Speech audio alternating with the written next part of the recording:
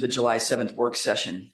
It's going to be a really interesting briefing tonight, so I'm looking forward to it. Before we get into it, though, I want to say that there have been several disruptions during City Council work sessions lately, and I want to begin by setting an expectation for everyone. We will not tolerate disruptions that preclude the Council from being able to conduct its business. Disruptions have an impact on everyone in this room and online. Those who cause disruptions will be asked to leave the room and watch the work session from the auditorium or leave the building altogether. This is a first warning for all attendees, and any person who disrupts the meeting will be provided with one individualized warning. Any further disruptions will result in that individual being asked to leave the room and watch the work session from the auditorium or leaving the building. I'd now like to turn the time over to City Manager Robbie Hammett. Thank you, Mayor. Good evening, Council. Tonight we are going to be presenting on the sanitary sewer and stormwater utility fees. This is the first of 2 work sessions. In 2 weeks, we'll do a similar presentation on the transportation utility fees. So I wanted to prepare you all for that. And as a reminder, a few years ago, we combined the timing of these work sessions, and so that we can talk to the council about all of the rates at the same time. It helps when we make adjustments for the public so they can see that all at once rather than what it used to be scattered throughout the year. So with that, I will say there's about 20 slides that we'll get through. If you can hold your questions to the end, there should be plenty of time at the end, but I think hopefully most of the slides will answer a lot of the questions. And with that, I'll turn it over to Allison. Good evening, counselors in there. Thank you so much for having us here today. We're excited to talk to you today about the storm and sanitary utilities, as well as the rates and all the funding sources associated with them. We have a presentation for you tonight that we're hoping will be about 20 minutes. And if you would, we'd kindly ask that you save your questions till the end, and then we can have all the questions at the end to try and make it efficient tonight. So that we know you have a really crowded agenda and we don't want to impede on further progress. But if needed, we have the after work session if it rolls over to that. And Allison, we're not making any decisions. This is just a briefing, right? Correct. Okay. This is just a presentation on storm and sanitary sewer. And I know that you're all very interested in it. So I'm expecting there to be a ton of questions. Thank you. But thank you so much. I'm Allison Bergsing. I'm the Utilities Division Manager for the Public Works Utilities, which is inclusive of storm and sanitary sewer. And I'm joined tonight by my colleague, Teresa Galvan, who will be able to answer a lot more questions regarding finance than I will. As a reminder, we have a lot of utilities in the city. And tonight we're just going to focus on the sanitary and surface water management or stormwater utilities. And as Robbie alluded to, you'll hear more about transportation in a later work session.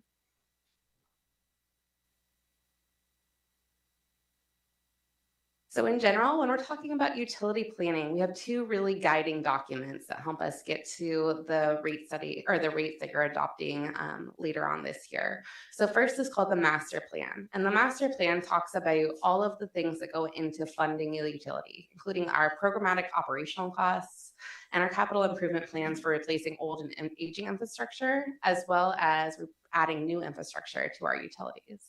The master plans are typically refreshed once every 10 to 15 years, and our master plans for the storm and sanitary utility have been done within the last 5 years. We also have what's called a rate study, and the rate study takes the costs that are developed in the master plan that are inclusive of the capital outlook and the programmatic costs, and projects what the revenue sources should be for completing those master plan objectives within the time frame alluded to in the master plan. When we're talking about our rates, we're looking at the utility fees and the system development charges. There are some other small fees that are included in those revenue sources, but largely it's funded by the utility fee. The utility fees are then adopted every 2 years, even though the rate study is for every 5 to 6 years. So tonight we're going to be presenting to you what we're asking for the adoption to be for the next biennium's rate study. But this is, again, as everyone's alluded to, step 1 of a very long process. So this is just the early briefing. And just as a reminder as to what the sanitary and storm sewer are. So the sanitary sewer in Hillsboro is anything that you flush down the toilet, you drain your tub, you drain your washing machine. Those things go to our sanitary sewer. We have a separate storm sewer, so that collects all the rainwater, the snow, and the runoff. The storm sewer is collecting all the rainwater and the sanitary and the snow runoff, and then moving it through the pipe system, and then treating it in those vegetated facilities that are kind of depicted down there in the bottom, or in an alternative method, and then releasing it to the environment through an outfall. So those are kind of the four components of the storm system. In the sanitary sewer system, we're looking at largely just those pipes and the manholes. The treatment and the moving the water under pressure is all done by our partner, CWS. So as I alluded to, we work in conjunction with our partner, Clean Water Services, or CWS, to support both the sanitary and storm utilities. In the sanitary system, they're responsible for doing all of the growth-based master planning, the treatment of the sanitary sewer before it's released back into the environment, and moving any of the large amounts of sanitary sewer that are under pressure, so those really big pipes over 24 inches or anything that's under pressure. So we don't do any of the mechanical work in our sanitary system. We do the gravity sewer pipes that are less than 24 inches in our manholes. We also plan to replace those manholes and gravity pipes, so we have a master plan that looks at the life cycle costs of those pipes, and that's what was adopted recently. The storm sewer is a bit more complicated, and we have Clean Water Services mainly doing our permit work for us on the storm sewer utility. They also do water quality in the sensitive areas and the vegetated corridors to support both the storm utility and the sanitary utility. But within Hillsboro, we're responsible for collecting, moving, treating, and releasing the stormwater. We also have a master plan that kind of dictates where our growth needs are in the next 10 to 15 years. Storm sewer is a little bit newer of a utility, and the master plan and evolving regulation has changed over time. So we'll see a lot more deviation in stormwater over time as we would sanitary sewer.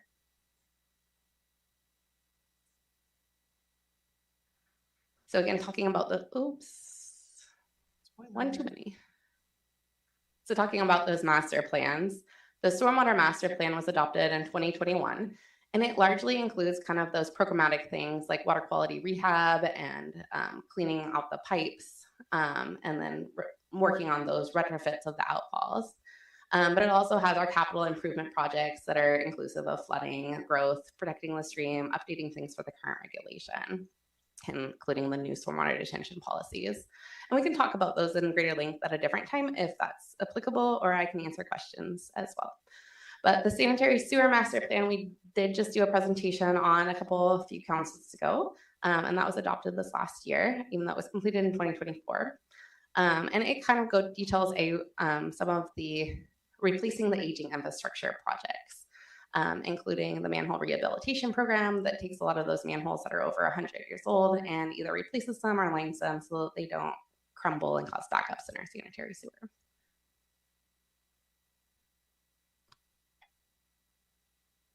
So the sanitary sewer does have some requirements by our permit of how often we have to clean it. So every 8 years, we have to look at it with a camera, and that's called our CCCTV inspection. And then every 4 years, regardless whether it's clean or dirty, we're out there cleaning the sanitary sewer pipes. But we also have a lot of areas in the city that have what we call fats, oils, and greases in them. We have to, by the permit, have a program that prevents fats, oils, and greases from causing backups in our sanitary sewer. So we do have a program for that.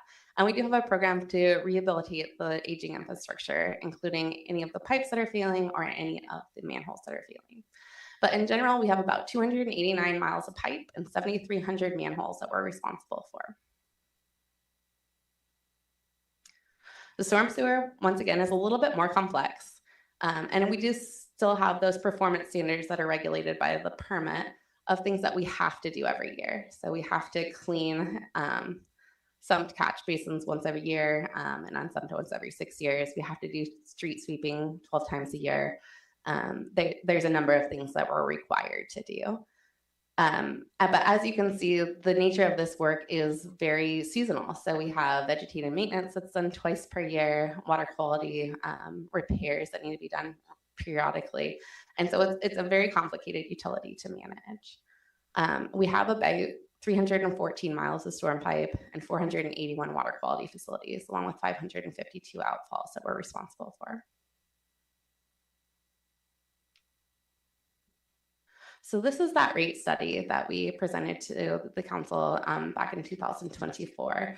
And this includes the current and proposed rates for 25-26, which are adopted currently. But it also shows those projected rates for 27 through 30 that were done by the rate study. Our rate study was completed by FCS Consulting Group, and they looked at our revenues, projected revenues, and our costs from those master plans, and projected out what those rates should be based on the level of service that was decided for the master plans and the rate study at the time.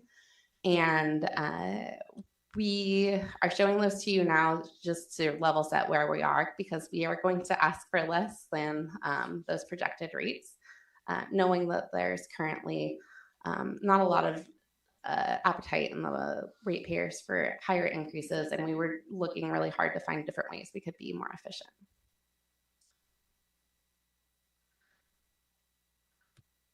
So in doing so, we took that prior rate study and tried to extend it out so that we were showing what our options would be if we took that CIP of the master plan and extended it out 10, 15, and 20 years. And with those options, now we did take the master plan and make sure that it was in today's dollars, or in the projected dollars of today when we were doing this analysis. And we then decided, or we looked at whether the risk of the utility would be compatible with these projections or not. So obviously, with extending out the master plan projects, we are incurring more risks that there could be failures in our utility. But based on our analysis, we believe that the system will be okay to operate for the next 20 years in this scenario. We also understand that those projects will be more costly the longer out we push them, but we understand that today there's a great need for cost savings. So with balancing those two ideas, we are comfortable with that 20-year horizon, or that 5% rate increase, to keep the utilities functioning, meeting all of our regulations, and keeping the level of service of having zero backups as our target for sanitary sewer. And when we're looking at our comparables to the other utilities near us, we do still fall right kind of in that middle horizon of all of the other utilities around us for sanitary sewer. This is inclusive of CWS, as they charge people who are not in Hillsboro. So that's why you're seeing CWS on there. We do have a CWS component to our bill as well.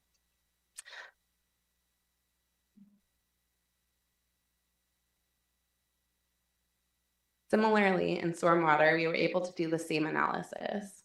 Now, I'm going to talk about Glen Whale in the next slide, but Glen Whale is called out because of the size of the scope of the project. It is quite expensive, and it has been on our CIP for the last about 30 years. And we've been trying to figure out ways to fund it, and we were lucky enough to apply for it and get a grant that only requires a smaller match. And so assuming that we did do that smaller match grant, we wanted to make sure that we were able to still complete the remainder of the master plan projects with this rate increase. But the first option there does have just the master plan in 20 years without the Glen Whale.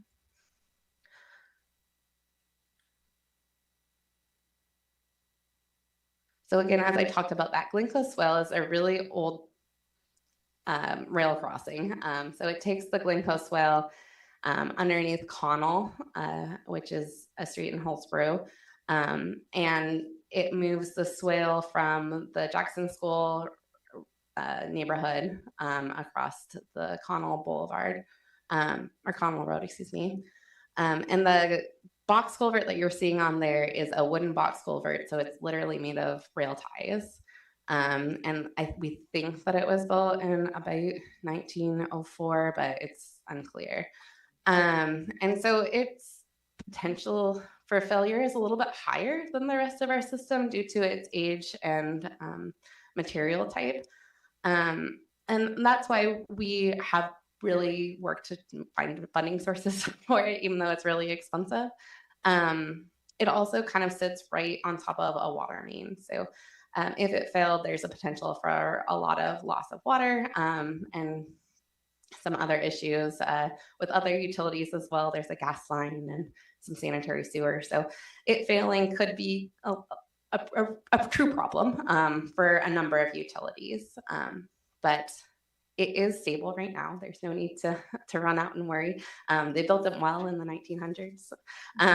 But we do keep an eye on it, and we are excited to potentially talk to you more about this FEMA grant in the coming months as well as we learn more about it.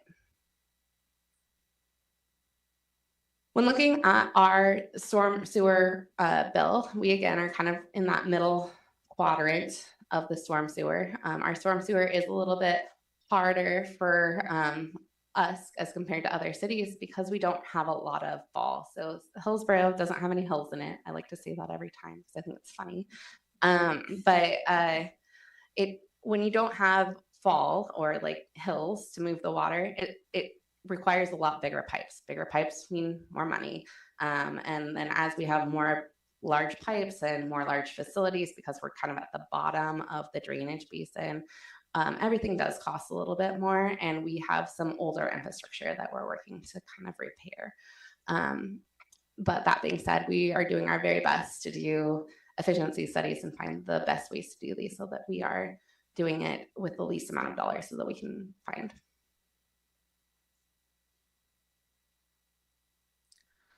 So you might be saying, oh my, well, how much is this going to look like on my full bill?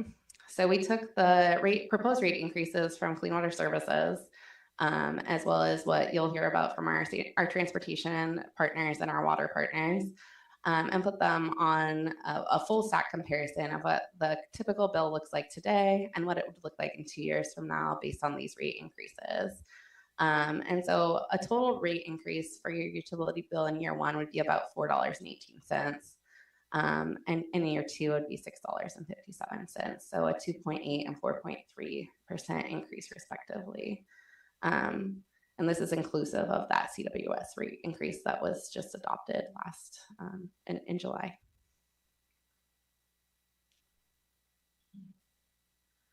We also did want to highlight that we do have the utility bill assistance program that helps people who are unable to pay for their utility bills.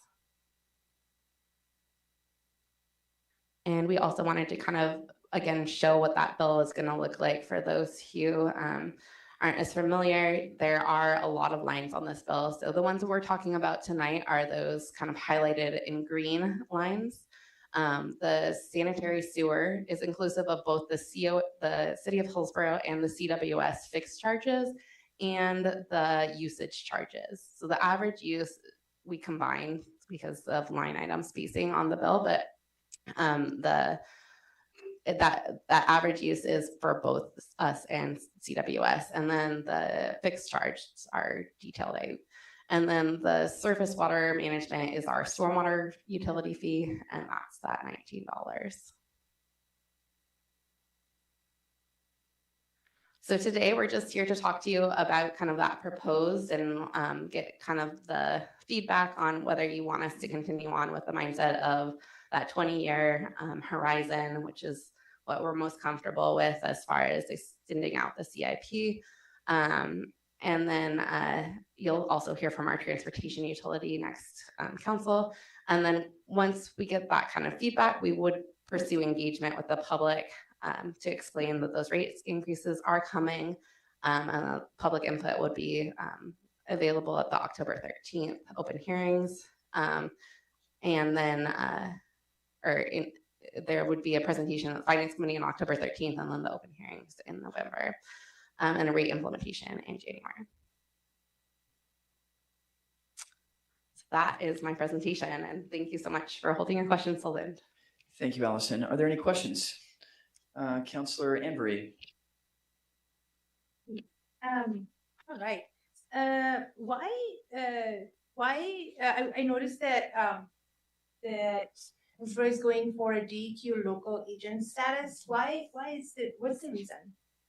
Yeah, so the local agent status provides us the ability to move the permitting through the, there's two different types of stormwater permits. There's the 1200C construction permit and there's the 1200C and construction permit.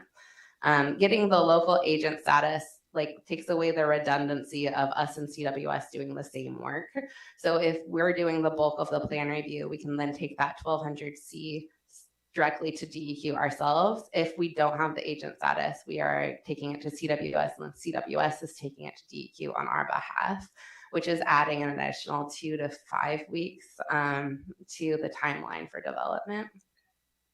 And does it reduce the amount of work between? So do you think it equates to any reduction in rates?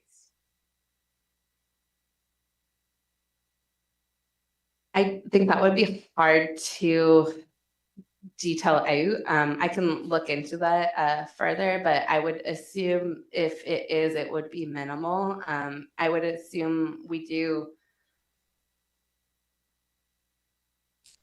4 of these 1200C permits a month. And so that's about maybe equating to about 8 hours of staff time between our two agencies. So if it is, it would be fairly de minimis when you're looking on the scale of rates that we're looking at. And then I had a couple more. So what was done last time? I missed that. So did the council say go ahead with the 10-year or the 15-year? Yeah, sorry, I didn't do a good job of explaining that. The rate study showed the 6 years, and then the council adopted the first 2 years. Okay. So the remaining was just the projection, and that was not adopted. But yes, but with the master plan here, now you're saying, do you want us to maybe give you sort of the go ahead for either the 10 or the 15 or the 20-year? What has the council done before? The 10-year has been the traditional. Okay.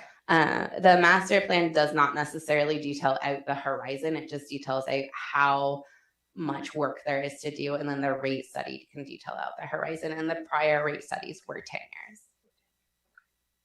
Thank you. Councillor Alcare and then Councillor Salgado online.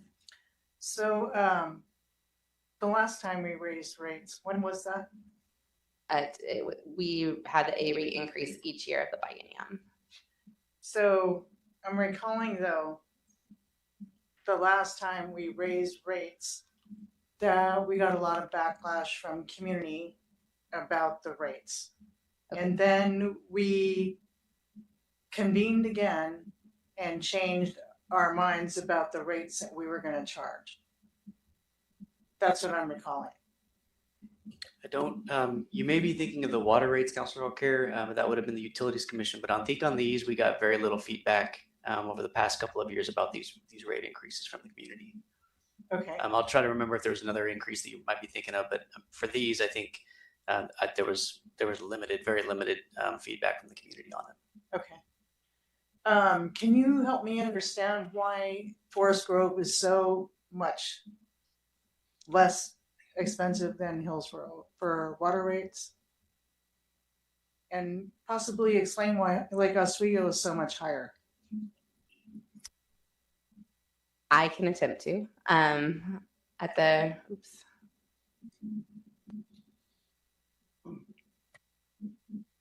So this is the stormwater. Is that the one you wanted to look at, or the sanitary sewer? Okay, yes, for stormwater. In general, our rates are calculated by looking at the cost of our utility, which is inclusive largely of our operators, as well as our capital improvement projects. Forest Grove, being a much smaller utility, has fewer operators in it, and they also have a smaller system in general. So they're looking at a utility that doesn't have as much backlogged maintenance. Like I said, with the stormwater infrastructure, it's a relatively new utility. So as the utility has grown over the years, it's grown with its problems. and the problems keep compounding year after year. If you have a smaller utility, those problems compound at a slower rate because there's just fewer pipes, there's fewer vegetated facilities. And they also are able to have just generally less people to maintain them. When we're looking at our larger utility, we're also, again, being really flat and kind of at the bottom of that watershed. We're looking at a lot of different challenges that Forest Grove isn't necessarily facing due to their size and the flows of their stormwater. Lake Oswego has a different take on utility maintenance based on their level of service of their community, is my understanding, but I couldn't tell you exactly what their rate is inclusive of. They are the one that we are including on here because they're regional, as is Gresham, but they are not part of the Clean Water Services co-implementers group, so I'm less familiar with their utility. Councillor Salgado, and then Councillor Sinclair. I had to step off for a minute, so I apologize if you covered some of these things. I have about 4 things I want to touch on. Can you share which customer class has the biggest impact on the stormwater system as a percentage of total impact? It would be hard to answer that question because impact is not a typical word that we would use. Could you maybe talk a little bit more about? Yeah, let me ask a different question.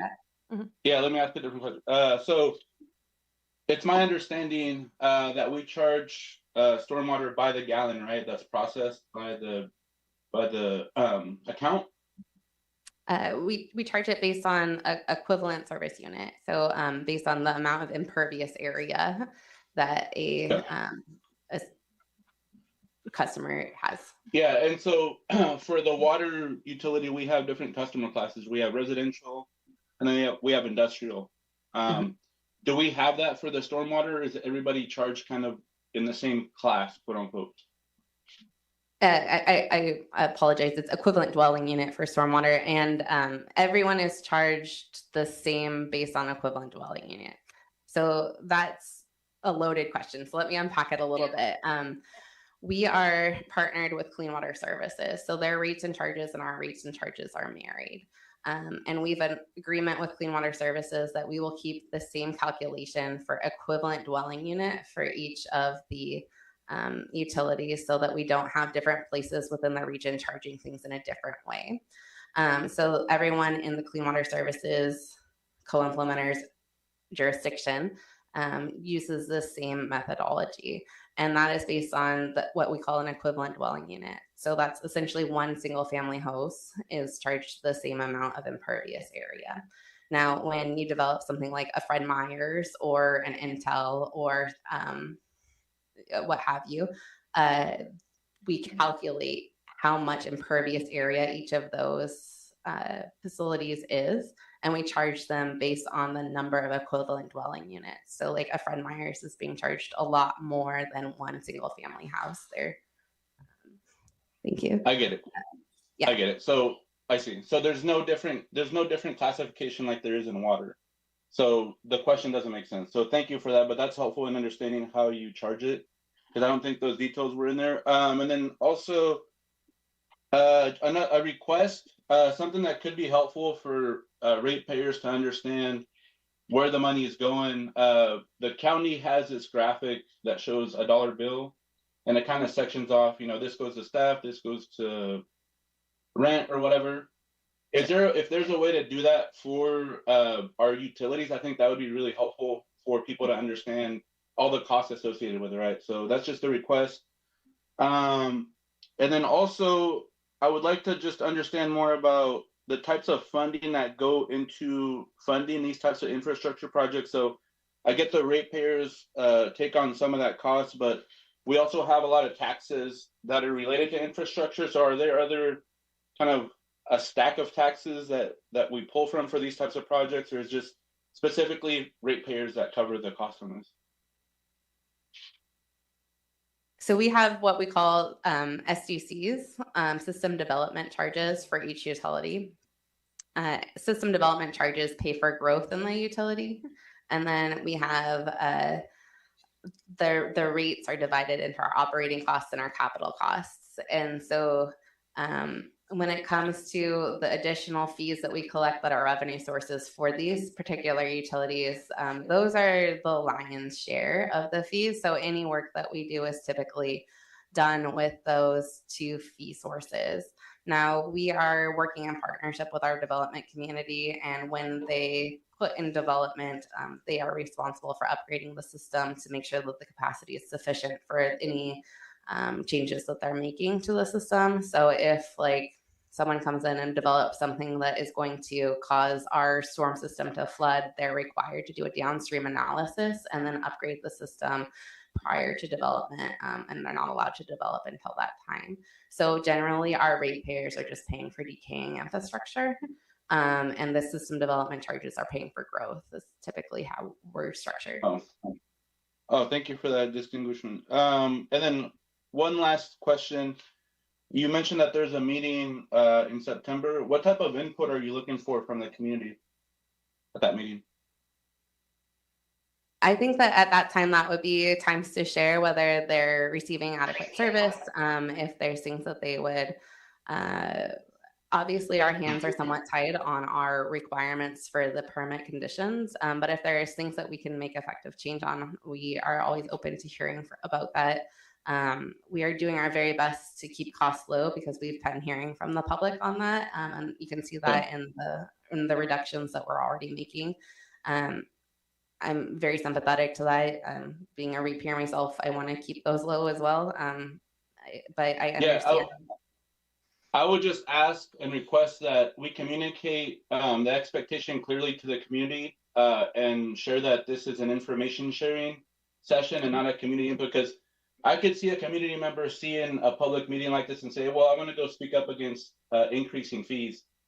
Well, that's not what the meeting's about, right? So let's just be very clear about that. That's my only request on that. We want to set the expectation and not have false expectations. So thank you for the presentation. That was the last thing I had. Okay, Councillor Sinclair and then Councillor Harris afterwards. Thank you. Thank you for the presentation tonight. And I have a handful of questions. One of the questions I have is, so industrial use and commercial, those are categorized? We do have a category of commercial and industrial in our billing software. Is that correct? So I can tell you the percentage of commercial customers we have versus residential customers versus industrial customers. We currently have 34% commercial and 29% residential. And maybe Michelle can shed some light on that. So in utility billing, we have customer. Please intro yourself, Oh, Michelle. sorry. No, it's okay. Thought you all know me. Michelle Waring, Chief Financial Officer, and utility billing is a division within our finance department. So in utility billing, water is the only one that has customer classes. For all the other I shouldn't say that. For sanitary sewer and surface water management, there is a rate that all customers pay. So for sanitary sewer, there is a base charge and then there's a sewer use charge. The base charge is 1 EDU equivalent dwelling unit. So a house has one. For all the other ones, it's based on all their plumbing fixtures. Mm-hmm. So if you have a lot, you're going to pay a lot. And then the sewer use is based on either your winter water average, or for a lot of our industrial customers, it's an annual average because we don't have a meter on what's going into the sewer system. And then on stormwater, it's one equivalent service unit. And so a house is one, and then impervious surface that they measure becomes multiple ESUs. So the more impervious surface they have, the more they pay. But as far as on the sewer side, there's also considered an industrial class that Clean Water Services does. And I'll let you talk about that piece. Maybe you know about that piece better. Yeah, and because that's one of the questions I had. Thank you, Michelle. Is it Clean Water Services that sets the classification? For sanitary sewer? Yes. Yeah, so for sanitary sewer industrial discharge, it is Clean Water Services that determines whether the discharge in the sanitary sewer is classified as industrial, and that's based on their code as it relates to the pollutants and type of strength of sanitary sewer discharge that they'd be discharging.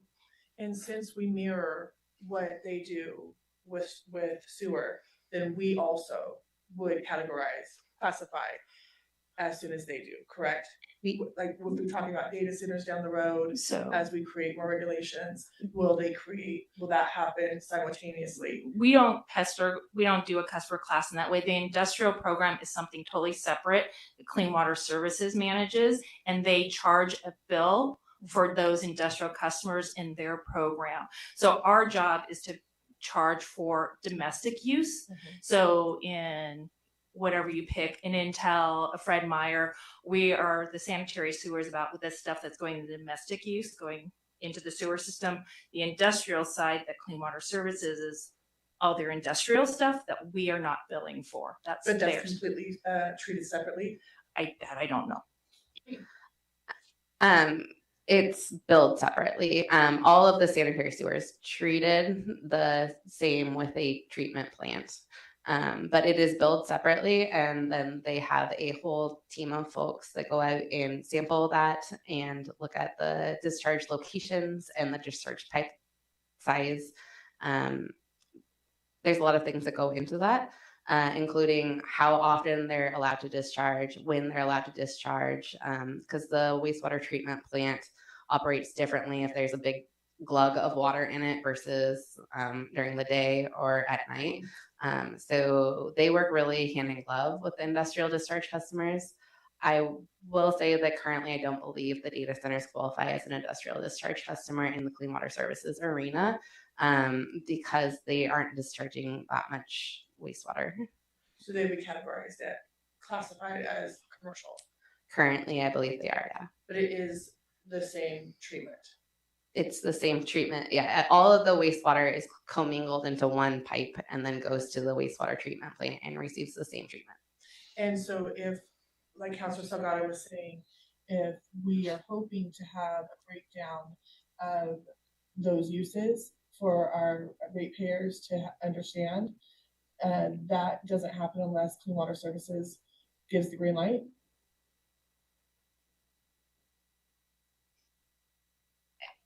I fear we might be convoluting two different thoughts.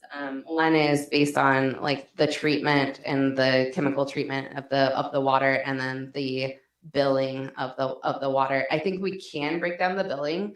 I don't think we can break down how water is treated, if I'm understanding the question correctly. They are two separate subjects. It's one system, but there's two separate. I kind of mix that from they're one system, but yet we're also dividing up how our ratepayers pay for that system to be treated. Yes, yeah. So what I'm saying is to get it itemized on a ratepayer's bill, since Clean Water Services identifies the classification, do they have to improve, because you said that data centers potentially are commercial, do they have to give that classification to move that forward onto the ratepayer to understand the itemization? Go for it. So does that make sense what I'm saying? I know what you're asking. So there are two totally different programs. So on our utility bill, we're not going to ever distinguish customer classes except for water use, drinking water use, because the rate that we charge for sanitary sewer is the same for all customer classes. What drives the amount that's being charged is how many EDUs they have for sewer or how many ESUs they have for surface water management. So at this point, Clean Water Services is not designated any different rate charges.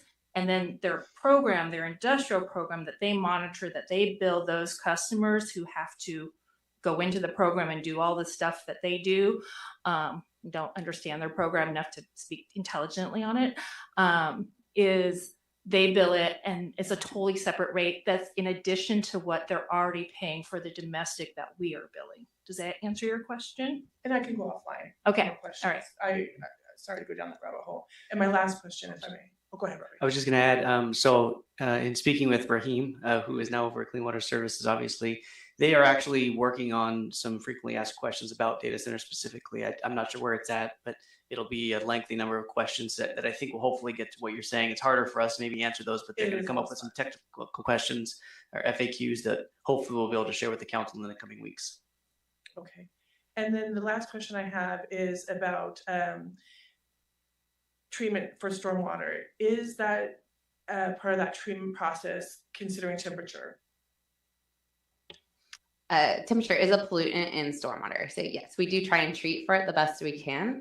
It is not currently super well treated with our current standards, but we do what we can as far as best available technology for temperature. And then the slide that I showed with what Clean Water Services does, which is inclusive of those vegetated area enhancements, that is for the temperature reduction.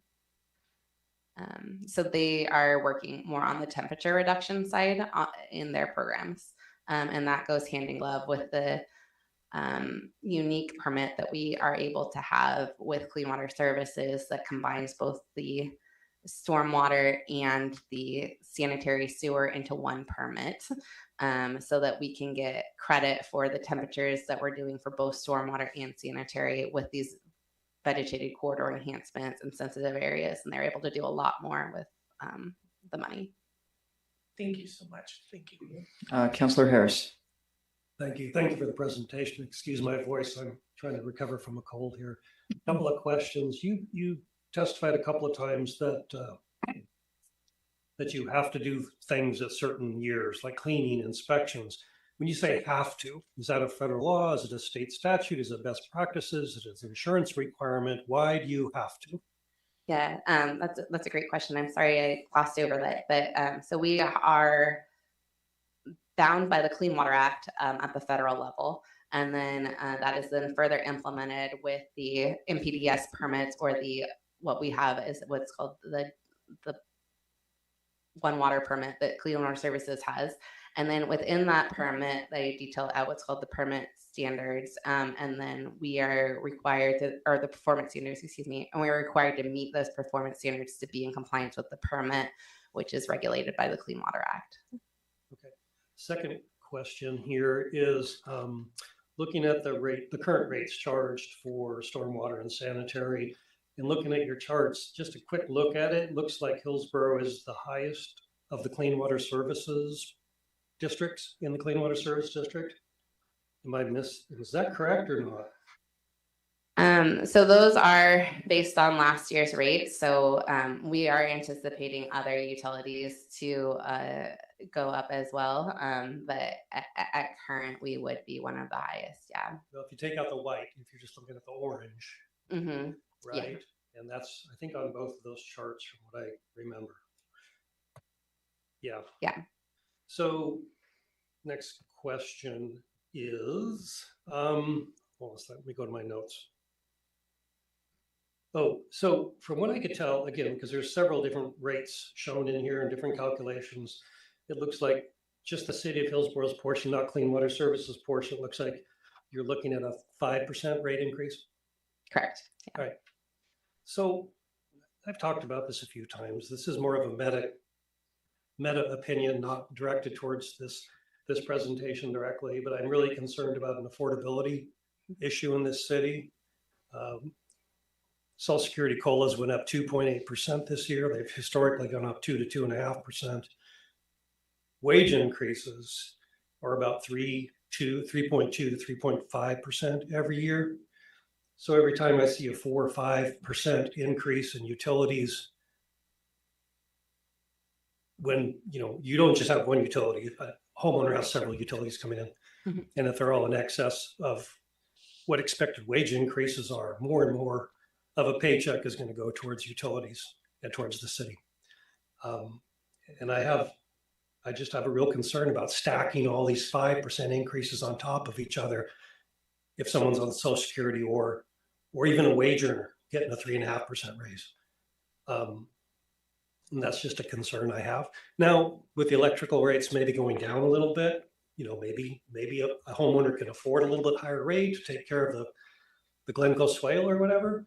But I just think that we need as a city to be really aware of how these rates stack upon each other. Because it's only $1.20 a month. Well, yeah, but there's 5 and they got cable and they have all this stuff. And then if it's an extra $1.20 every year for 10 years, all of a sudden that becomes pretty significant to people. And I guess I'm sort of preaching to the entire room here, not just you, but I just have a real concern about this. And so I'd really, really like it to see a proposal saying 3.5% increase, which is the average wage increase for this year, for 2026, and see how that penciled out. Okay. I would prefer that. Obviously, I'm not your boss, but I'm just putting it out there as an ongoing concern. I'm going to be raising it every time we have rate issues on every single utility. So just for your information, thank you. Councilor Harris, if I could add, thank you for that feedback. This goes back a few years. I think Councilor Alcare, maybe Mayor Pace was involved in this, and Councilor Sinclair. We kind of retooled our utility assistance program a few years ago, and it's something that, in fact, this came up, I want to say last month with you all as well, kind of relooking at that, and so that is something we're doing. We see the need every year going up. We have a budget. I think our budget a few years ago was 50,000. We doubled it to 100,000. We're already past that, which we're going over that, which is okay because that means we're helping more people. So we certainly see the need. And I think there's ways we can respond through programs like our utility assistance program that can help. Obviously, that doesn't help everybody, but it does help our most vulnerable and kind of lowest income earners that are struggling the most with those rates. We'll continue to look at that. I just want to make sure that the council knows that that's something we continually monitor. And I did want to get back to kind of that full stack slide just to show that we are looking at 2.8% in the first year as the full stack increase for the utility bill increase, and not so each utility kind of averaged out to try and keep that as low as possible, and we worked together on that to try and make sure that we were doing that as mindfully as we could. Thank you. Councilor Case? Yeah, just a kind of a follow-up to what Councilor Harris was saying and what Robbie was alluding to as well. But I think it would be helpful for all of us to have kind of a overall, this is every bill, this, is every fee, every service that we charge. And then maybe the last, understand 2020, 21, maybe even 22 had some challenges, but like, can we get that full list? I know we have the levy coming up for renewal next year too. And so kind of looking at every piece and averaging out where we're, as back to what Councilor Harris was saying, I think that'd be really helpful because I think we hear these in pieces. And this is super helpful to have all the water, sewer, stormwater all together. But I think that might be helpful for all of us to have that information. I also know I'm really visual. So like, I freaking love this slide. Thanks, Allison. Yeah, I know this came up at the last meeting as well from one of the councilors. So we are going to work on that to kind of show a history of what these rate increases look like. It's hard you can see how many components there are, so it's hard to show it in a way that's easy to understand, but we have staff looking at that. And then there's also some charges that are complicated. For example, Highlight, right? It's a voluntary program, so probably wouldn't go on here, but if someone used Highlight, then it would go on here. So there's some charges that don't fit nicely, as like this does, but we'll thank you for that, and we'll continue to work on trying to get that for the council. I also think there's a balance between, the rates as you're talking about, but also what needs to get done, because the cheapest repairs to the Glencoe swale are going to be now, today. And the longer we wait, the more expensive it gets. And so it's just something else to keep in mind and something to balance. I see Councilor Sinclair and Councilor Alcare have a comment. Councilor Sinclair, you want to go ahead? Okay, thank you. Yeah. A question I have to maybe add on is when we're talking about accessibility to the subsidies for our most vulnerable communities, I'd like to see a report on metrics from these community-based organizations to know how many people and how many households we are serving in trying to provide resources. We could do that. I think there's a couple of ways we can go about that, because we actually know we use those three community-based organizations: Community Action, Salvation Army, and Centro. Thank you, and Centro. And what they do for us, I know some of you already know this, but they qualify the individuals, because that way they're the ones with the personally identifiable information. They already have it. That way we're not requiring people to come to us and give us all that information.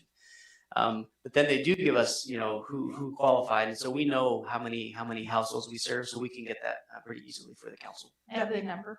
That'd be so great, because I'm hearing an increase in the community of a lack of accessibility and communication with the CBOs in getting their needs met, because we're all strained now and it's just becoming a barrier mark.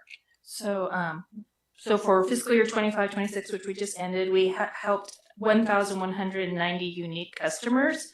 So obviously with the program, there's amounts. So if you're in a household of 1 to 4, you get $300.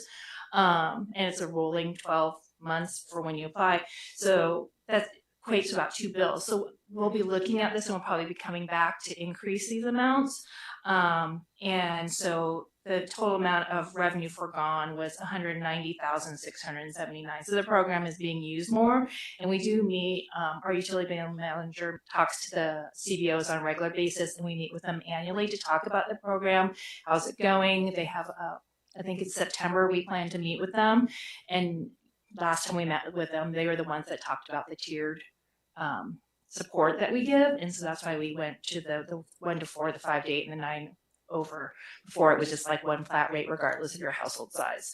So we do meet with them, but they're right. They only have so much staffing also, and they're strained, and they have other programs that they run.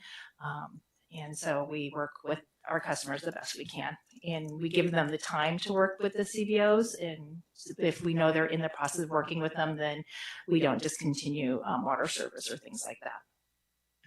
Great. Okay, we have about 8 minutes till we move, or till we actually have to start the meeting. Yeah, I was just going to say we have about 8 minutes. Councilor Allcare. Can you go back to your proposed rates for, with the white bars, 10, 15, and 20 years?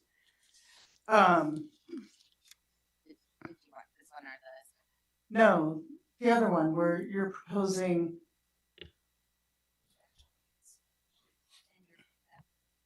Not that one. The sanitary one? Yeah. Okay. So on that, you, in white, you're asking us to consider 10, 15, or 20 year. And you've incentivized that as we get a break if we choose a 20 year. Is that what? I would say that we are recommending the 20-year because the utility can withstand that risk. We believe the utility can withstand that risk profile currently. It will mean that the overall cost of those repairs will go up over the next 20 years. And what would impact that would change it? If we were to choose the 20-year, what would impact that? Like, could something happen and that rate would go up? Yeah, if we had some sort of catastrophic failure in the system, then we would be at a larger risk for needing to go borrow money to fix it potentially, and that would cause a rate increase, or other bigger rate increases could be caused by as the system starts failing at a more rapid rate, and then the construction costs increase at a rapid rate. Then yes, we would potentially be looking at further rate increases that would be greater than if we would choose the 10-year today. So I think I'm answering their question, but if we choose 10-year today, the bang for the buck is probably a bit better as far as what infrastructure we're going to be able to repair, because today's dollars are typically going to be cheaper than tomorrow's dollars. And the infrastructure is less failed today than it will be tomorrow. So as the infrastructure fails further, those rates will gradually increase. So when choosing the 20-year today, we will be saving money, but the utility as a whole will be more expensive for a longer period of time. Can you give an example of a catastrophic event? I'm thinking far into the future where maybe we're going to have an earthquake in the ocean, but can you give us one that hits a little closer to home that we should be concerned about? Yeah, so if like we had a large storm, like the 1996 floods, we'd be looking at that Glencoe culvert could collapse. And then you'd be looking at roads that would be flooded. Potential storm and drinking water lines could kind of collapse. I'm not being super hyperbolic, but a little bit hyperbolic. Could collapse, causing additional flooding to nearby residences. Which the And utility no would- water, right? and no water Yeah. for firefighting potentially as well. So a major risk to life, health, and safety is a possibility in that location in particular. But as far as the liability to the utility, we'd be looking at if our utility caused some of those damages to homes too, we'd be looking at paying for those as well. So those are like the potential disaster scenarios that we are trying to avoid by doing this deferred maintenance now. Thanks. Thank you so much. Allison, thank you so much for the briefing. Teresa and Michelle, thanks for the assist. Really appreciate it. And let's move into the auditorium for the council meeting. Thank you, everybody.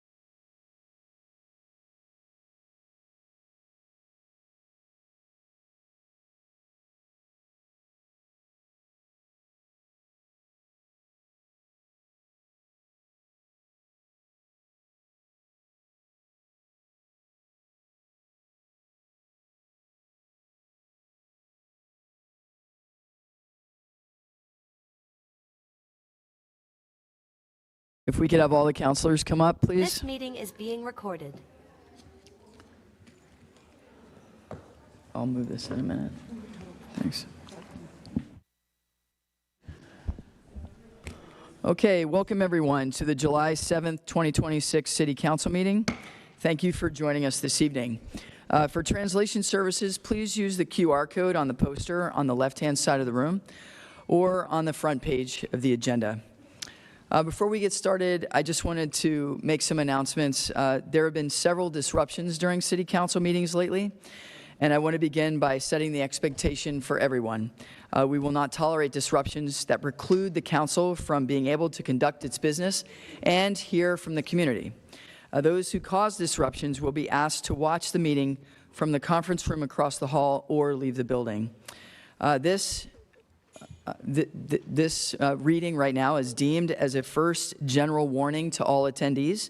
So anyone who disrupts the meeting afterwards will be provided with one individualized warning.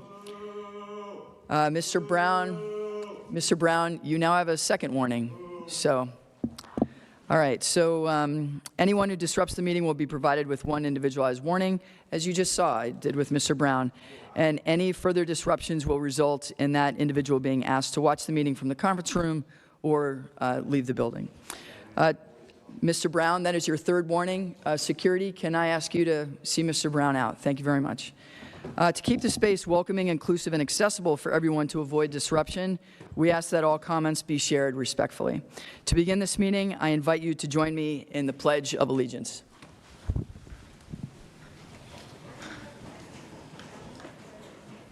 I pledge allegiance to the flag and the United States of America and to the republic for which it stands, one nation, under God, indivisible, with liberty and justice for all.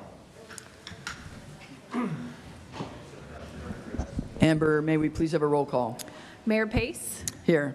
Councillor Alcaire, here. Councillor Sinclair, Here. Councillor Case, Here. Councillor Salgado, Here. Councillor Anvery, Here. Councillor Harris. Here. Thank you. Thank you.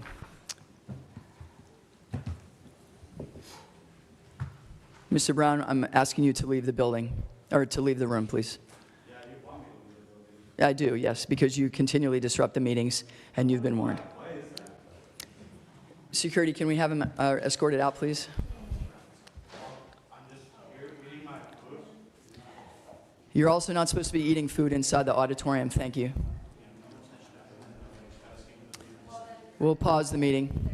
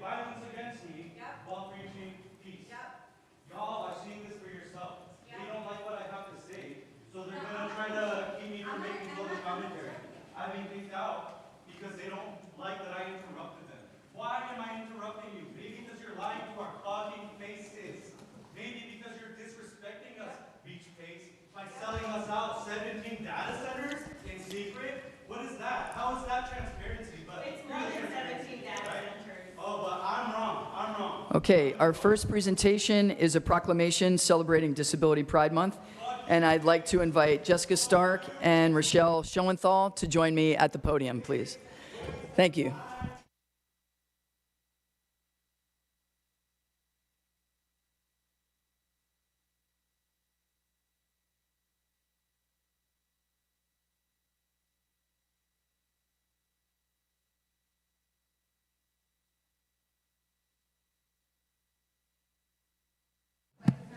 Whereas Pride Month is celebrated in July to commemorate the passing of the Americans with Disabilities Act, which was signed into law on July 26, 1990, and was a historic milestone in advancing disability civil rights.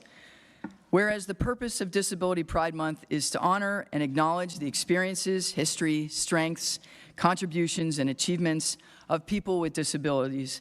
And whereas over 1 in 4 individuals in the United States experiences a disability, intersecting all races, ages, ethnicities, genders, socioeconomic status, religions, and sexual orientations. Whereas disability is a diverse identity encompassing individuals with physical, intellectual, developmental, sensory, invisible, acquired disabilities, and more. And whereas experiencing a disability is a natural part of human diversity, and people with disabilities have unique perspectives, strengths, and lived experiences that enhance and define Hillsboro. Whereas Disability Pride Month is a time for people with disabilities to celebrate their authentic identity and for others to understand how they can continuously support, empower, and learn from the disability community. Whereas the more Disability Pride Month is celebrated, the more residents of Hillsboro can combat ableism, reject negative perceptions, stigma, and discrimination. And whereas Disability Pride Month is an appropriate time to recognize Oregon's public policy accomplishments on behalf of people with disabilities, and to also identify the improvements to public policy that are needed to fully include all of Oregon's residents with disabilities. Now, therefore, be it resolved that I, Beach Pace, Mayor of the City of Hillsboro, do hereby proclaim the month of July to be Disability Pride Month. And Hillsboro, and excuse me, Ms. Lopez, if you interrupt again, we'll ask you to go. So I'd like to say that again. I do hereby proclaim this month of July to be Disability Pride Month in Hillsboro, and I encourage and urge all citizens to join in this observance. Thank you. Thank you. Did you want to say a few words? All right, here's the proclamation. Thanks for coming out. Appreciate it.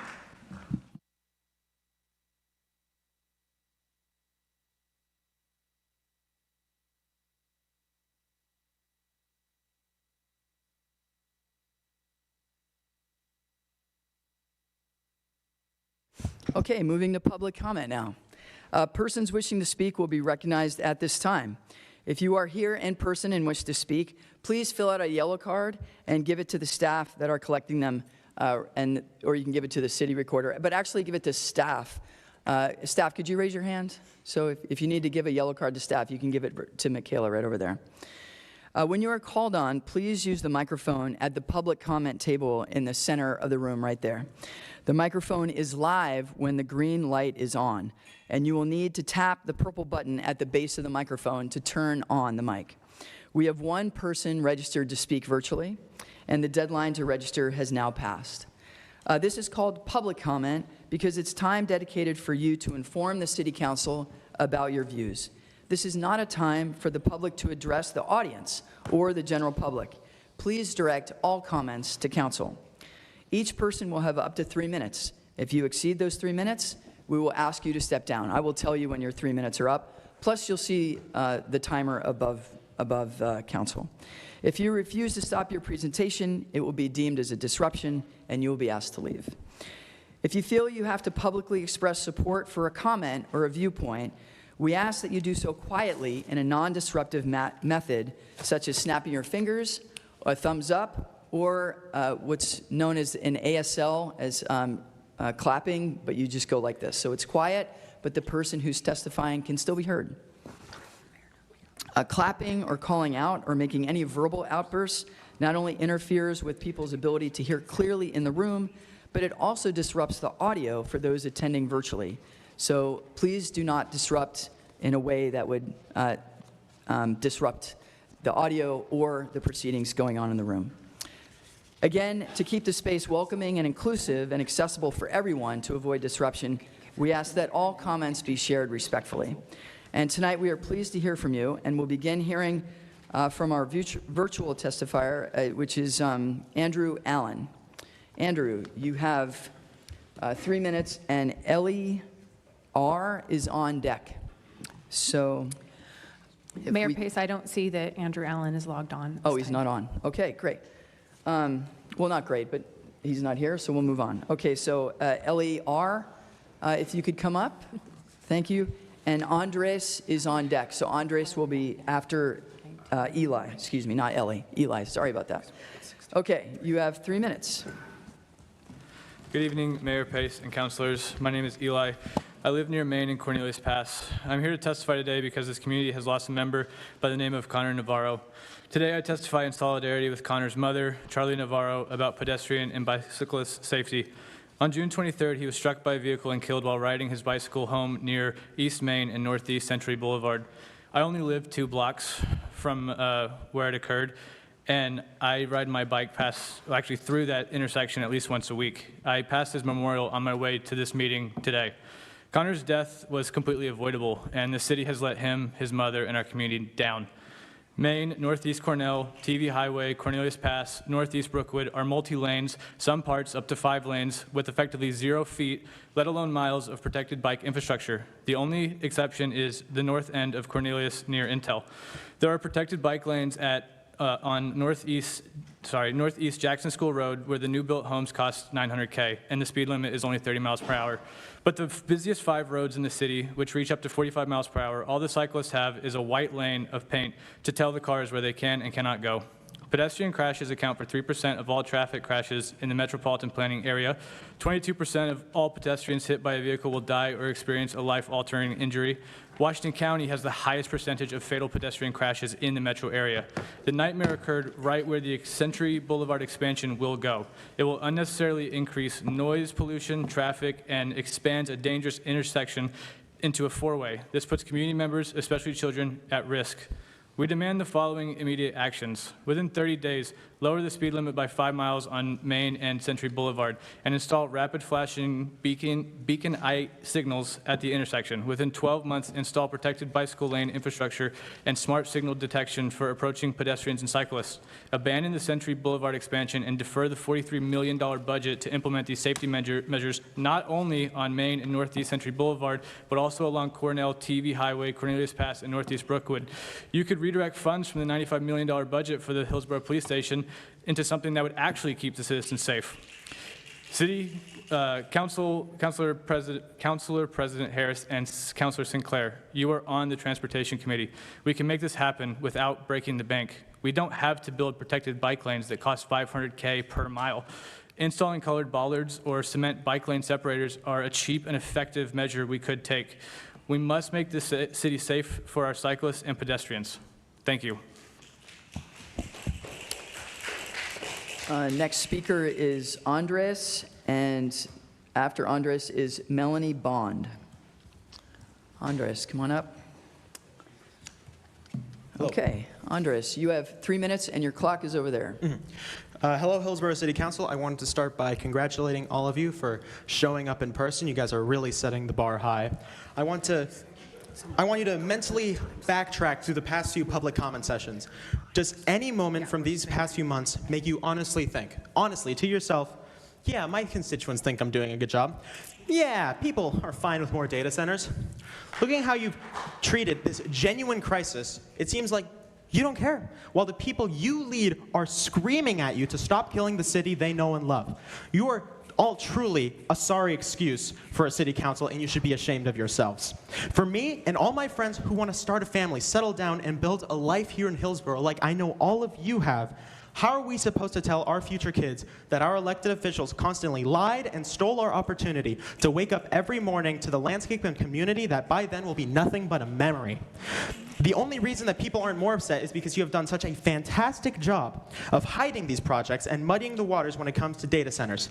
Do you really believe that if you're doing the right, honest thing, you need to sweep it under the rug to protect your political career? I truly used to have faith in you. I really did. But all you have done is thrown away every single Hillsboro citizen's trust by revealing the absolute joke that you all are. Do the thing that lets you sleep at night. Thank you. Okay.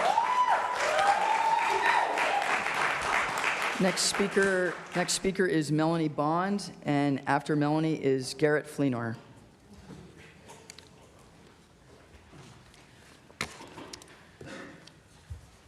Welcome, Melanie. Thank you. You have 3 minutes, and your timer is over there. Okay, thank you. To the Hillsboro City Council and Washington County residents, I'm here this evening because I'm frustrated and disheartened by the behavior of local and state politicians, including many of the ones in this room, over the last several years. Constituents are being roundly ignored and dismissed, particularly when it comes to the existence of data centers and data storage centers, the rising surveillance state in direct violation of our Fourth Amendment rights, and the proliferation of AI in government administration and corporate business practices. Long story short, this council and the mayor, you're not listening to the voters who elected you into office. We implore you all not only stop building data storage centers, but to work toward decommissioning the ones that exist. I'm flabbergasted by your willingness to ignore what's best for the people you were elected to work for. It's so bad that these data centers have become a multi-partisan issue, and for the first time in a long time, decades maybe, conservatives, moderates, centrists, liberals, and leftists are all coming together to try to figure out how to get data storage centers out of our communities. I want to stand here and list all the reasons why these centers are horrible for our land, our water, and our livelihoods, but you already know. And you just don't seem to care, which is shocking and really frustrating. These data storage facilities are a blight on our community. They don't create jobs. They don't bring business into our towns. They generate noise, air, and water pollution that is disrupting entire ecosystems on this land. And yet some of you seem more than happy to let billionaires who own them stomp all over us in the name of capitalism. This has to stop. There are people here this evening, I know that Indivisible Washington County and Ginny Ross were planning to submit an action plan with immediate first steps toward mitigating the damage that has been done by these data centers. I'm begging you to listen to them, to us, and to work with us toward a better future for everyone. Thank you.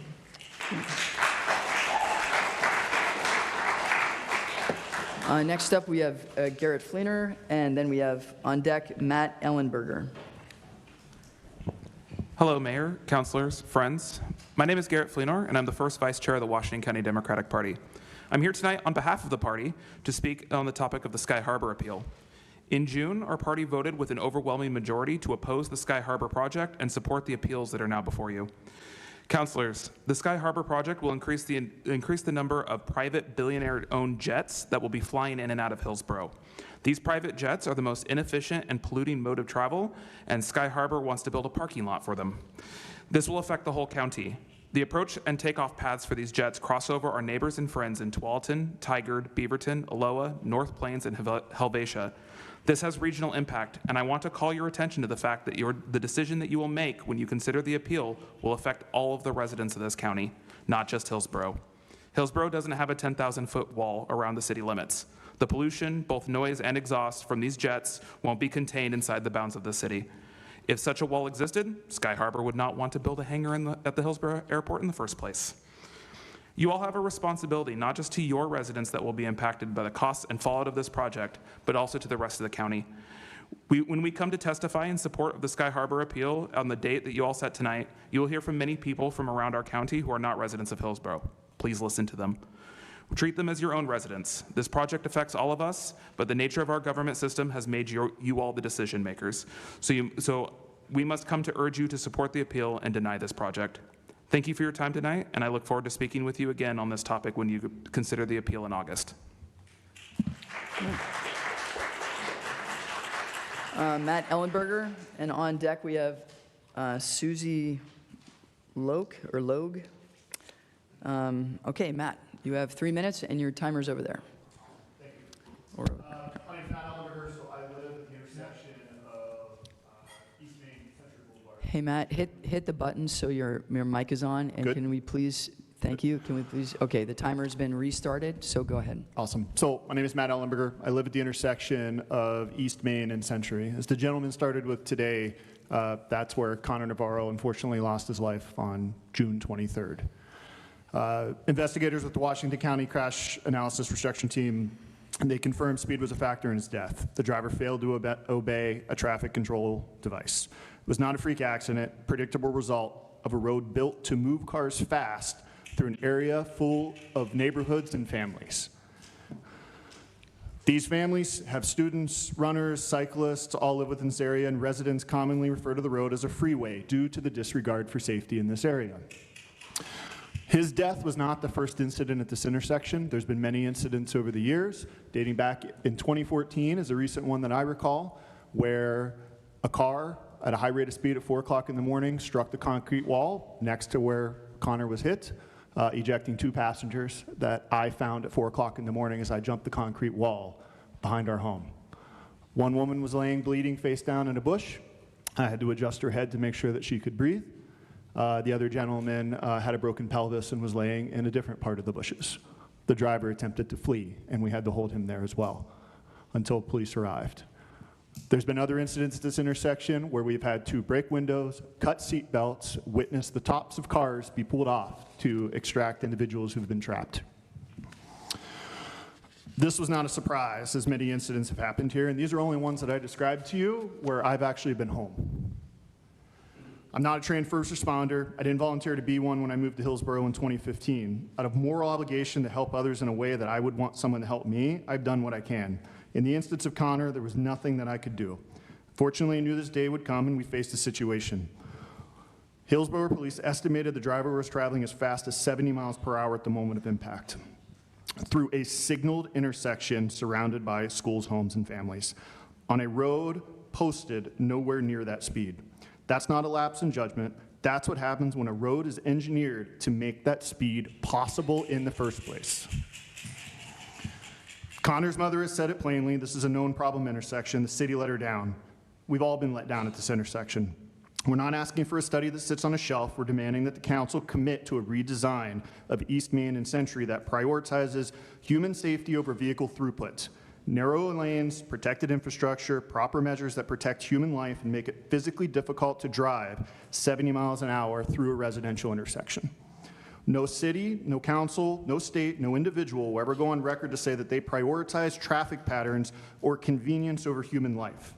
However, without action, it'll be a clear priority that the priority of the council is not the safety of our community or our children.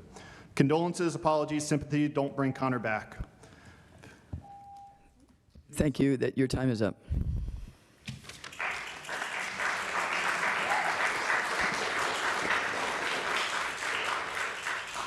Now we have Susie, and on deck we have Nita Pecos. I need to push the green button.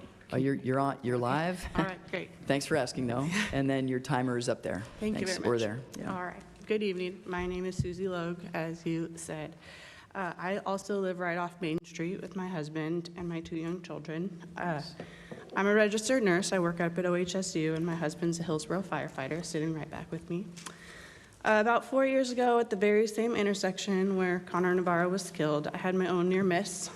A driver ran the red light. Sorry, my emotions are quite near the surface. And came within feet of hitting me and my 12-month-old in a stroller. The wind from the speeding car whipped my hair across my face, blew our blanket right off our lap. He didn't even tap the brakes as he sped by. I estimated at the time the driver was likely going close to 60. Chokes me up still thinking about it, especially knowing my husband's crew responded on Connor, and maybe he would have responded on me and our daughter. That was not my only near miss on Main Street, but it's the closest and most terrifying. As a former ER nurse at Hillsboro Medical Center, OHSU Emergency Department, and Dornbecker Pediatric ICU, I've seen the devastating aftermath of the high-speed reckless car accidents. I've sat with parents as they tearfully said goodbye to their brain-dead children. I've been in the OR hoping to harvest organs from a bicyclist who was simply on his way to work an ordinary day when a speeding reckless driver took his life. And out of respect for Connor and his family, I won't go into every graphic detail tonight, but I've seen it all, and arguably my husband has seen worse as he goes on the victims that don't make it to me at the hospital. We witness the human cost up close nearly every day, and everyone who lives off Main has these same stories. I'm sharing these personal and professional experiences tonight to respectfully ask the city, just as I did back in 2019, to start aggressively working on real speed calming measures and safety improvements along the corridor from Corn Pass to Brookwood, but especially from Century to 53rd on Main. Without them, Connor won't be the last life lost. I also want to say that I am a woman of action, and I don't just want to complain. I do want to help. I'm happy to serve as a citizen on any type of planning committee, traffic safety work group, grassroots, door-to-door. Doesn't matter if I'm pregnant, I can walk, or in any other capacity the city needs. I thank you for your time. Thank you.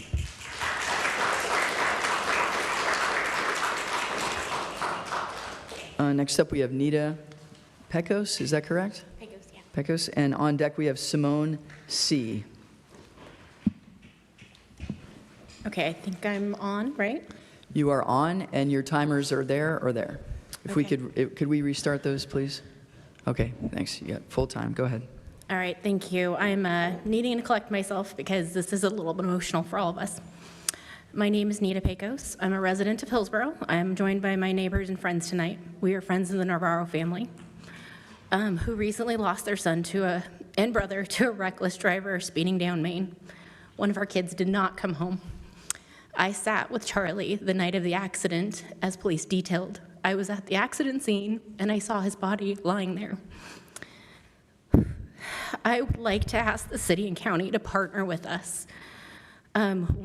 Just echoing what Susie Logues just said, we are here to help. We want to help, and we want to find ways to improve this area. The county has designated this area from Cornelius Pass Road to Brookwood as arterial. I'd like to understand the designation since this is a stretch of road that is primarily serving homes, neighborhoods, and heavily visited parks like Noble Woods and Hidden Creek. I'd like to understand what's possible to avoid another situation where one of our kids does not come home. Thank you so much for your time and consideration of my request. Mayor? Yes. Connor's mother is here. I think it would be respectful if we could give a minute of silence for Connor. Yeah, thank you, Councilor Alcare, for the recommendation. Let's have a moment of silence for Connor. Could we have a minute put up? Or I'll just keep time. His mother is standing out there, so maybe somebody can invite them to come into the room. Thank you.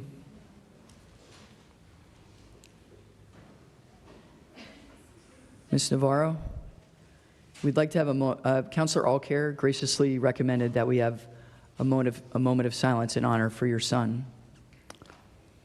And we'll begin that moment of silence now.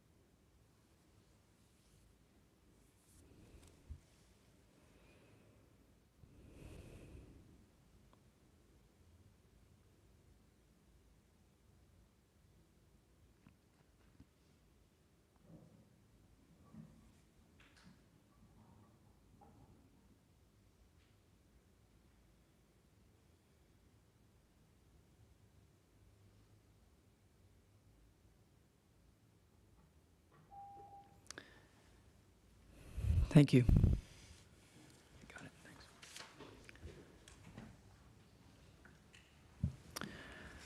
Thanks. Next up, we have Simone. And on deck, we have Antonia Lopez. Simone, welcome. You have 3 minutes. And your time, please do not clap. Jody, thank you. It interrupts. Thank you. Simone, you have 3 minutes, and your timers are on your left and right. Thank you very much.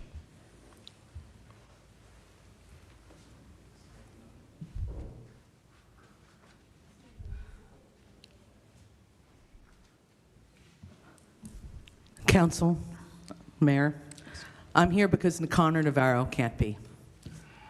Mayor Beach Pace, you were absent for more than a month, while issues of data centers were blowing up around your ineffective city council. Your first meeting back, you appeared remotely, along with most of council except for Kipperlin and Olivia. That night, we were all here trying to deal with the fallout from Christian Salgado's behavior. That night, Connor Navarro, while we sat here, died in the street, being run over from a reckless driver. He died not very far away from the sign for the Century Boulevard expansion. Washington County says that this project will enhance access, improve transportation connections, and support future growth. That's what City View's mailer promised. But future growth for whom? Connor was 19 on a bike ride at night. He died in front of the sign promising improvements, your future growth. He was killed at the intersection you designed for cars, not for him. The family held a candlelight vigil for Connor. Only one elected official came, that was Kipperlin Sinclair. No other city councilor, no mayor, not even Elizabeth Case, who's apparently a neighbor. But Councilor Case and Mayor Beach Pace did show up in person for the groundbreaking of the $90 million police station. The mayor's wife, Commander Jinsey Pace, was there holding the ceremonial shovel for cameras and for the optics. So let me get the priorities straight. No time to stand with Connor's family in the dark, plenty of time to smile with a shovel for a $90 million building. And speaking of money, the same City Views page brags about 3 community programs supporting small business. 2 of them are Centro and Adelante Mujeres. They teach, train, and loan real small businesses. The third is Washington County Chamber of Commerce. You give them the city money as a small business, so what's the deliverable? How many Hillsboro storefronts did they save? Or is this just a blank check for some people who lobby you? You fund the chamber, you fund a $90 million police station, you fund enhancements on Century Boulevard. Connor Navarro didn't get an enhancement, he got a memorial on a sidewalk. At his vigil, we were asked to join in singing a song countless mothers have sung to their own children. I was given this candle at that memorial. You are my sunshine, my only sunshine. You make me happy when skies are gray. You'll never know, dear, how much I love you.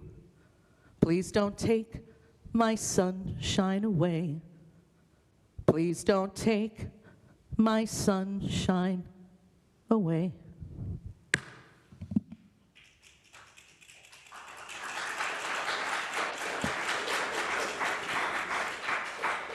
Next up, we have Antonio Lopez, and on deck, we have Mike McTiernan. Ms. Lopez, you have 3 minutes, and your timers are on your left and right, please.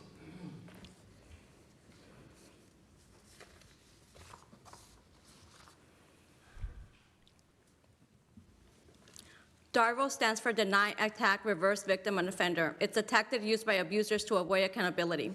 Institutional DARVO is the same tactic, only implemented by institutions and/or government. Institutional betrayal is what this community has been subjected to. The people sitting behind me are not an angry mob. The community came to this council months ago asking for transparency. They came with a plethora of questions they needed answered. We requested a town hall. Instead of transparency and a town hall, we were given a closed session where independent journalists were denied access. City leadership hid behind "we cannot respond" during public comment and made public comment the only avenue for the community to be heard. You ignored our efforts to be heard. We have been forced to engage in leadership on social media, where you get to choose who you bless with your responses or who will some of you outright abuse in an effort to change the narrative. You deny any wrongdoing. We have been forced to show approval or disapproval from the audience, with first clapping or booing, only to be chastised and threatened that meetings will be adjourned. The neglect and lack of care and outright betrayal by the city leadership has forced us at times to disrupt our voice and voice our opinions from the audience. Then you attack, labeling us disrespectful, angry, disruptors, agitators, pushing that narrative with the help of local media, completing the DARVO process, reversing victim and offenders. The people in this room are not an angry mob. Disruptors, agitators are being paid. They are your constituents who put their faith and trust in you to have their best interests at heart only to be betrayed by you, to be ignored by you. They are the victims of institutional betrayal. They are your victims. You had an opportunity to turn this around and pivot had you actually cared. Instead, you gaslit, continue to ignore, and some of you outright abuse the community. We are in crisis.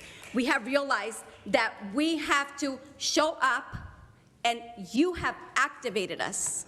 You've opened our eyes, and we will never look away again.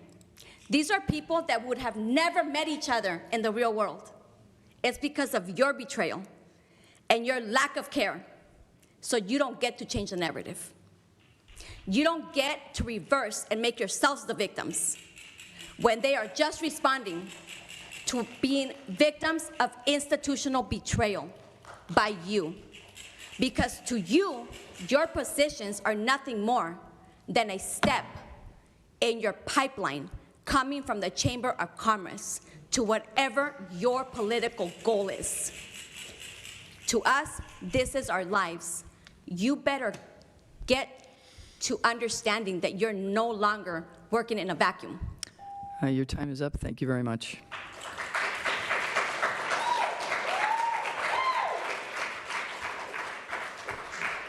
Now we have Mike McTiernan, and on deck we have Barbara Nelson.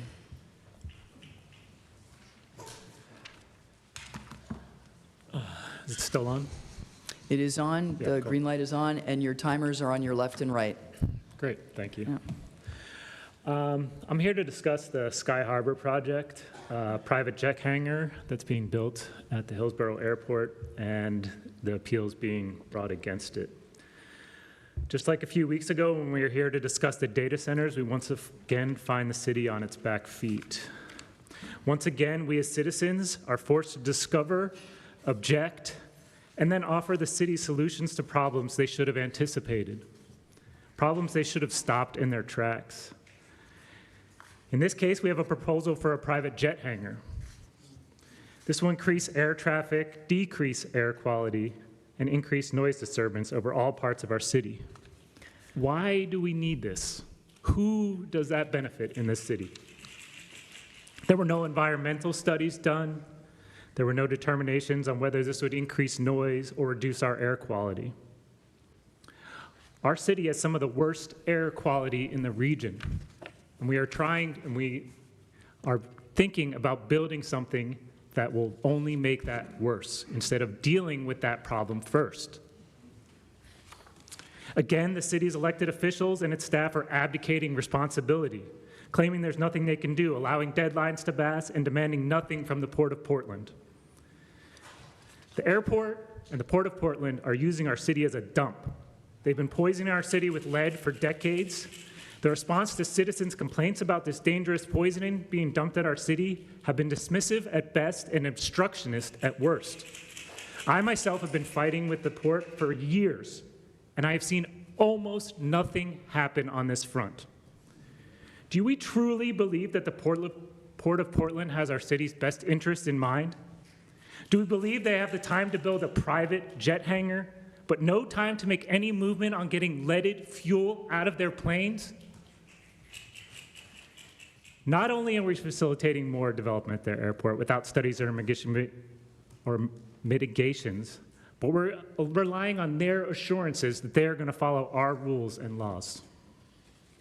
I applaud the private citizens who brought the appeals against this planning decision, and I urge the council and its staff members to do everything it can to stop this egregious development from continuing. Do not let this opportunity pass to do something for the city's people. Step up and do the right thing. Thank you.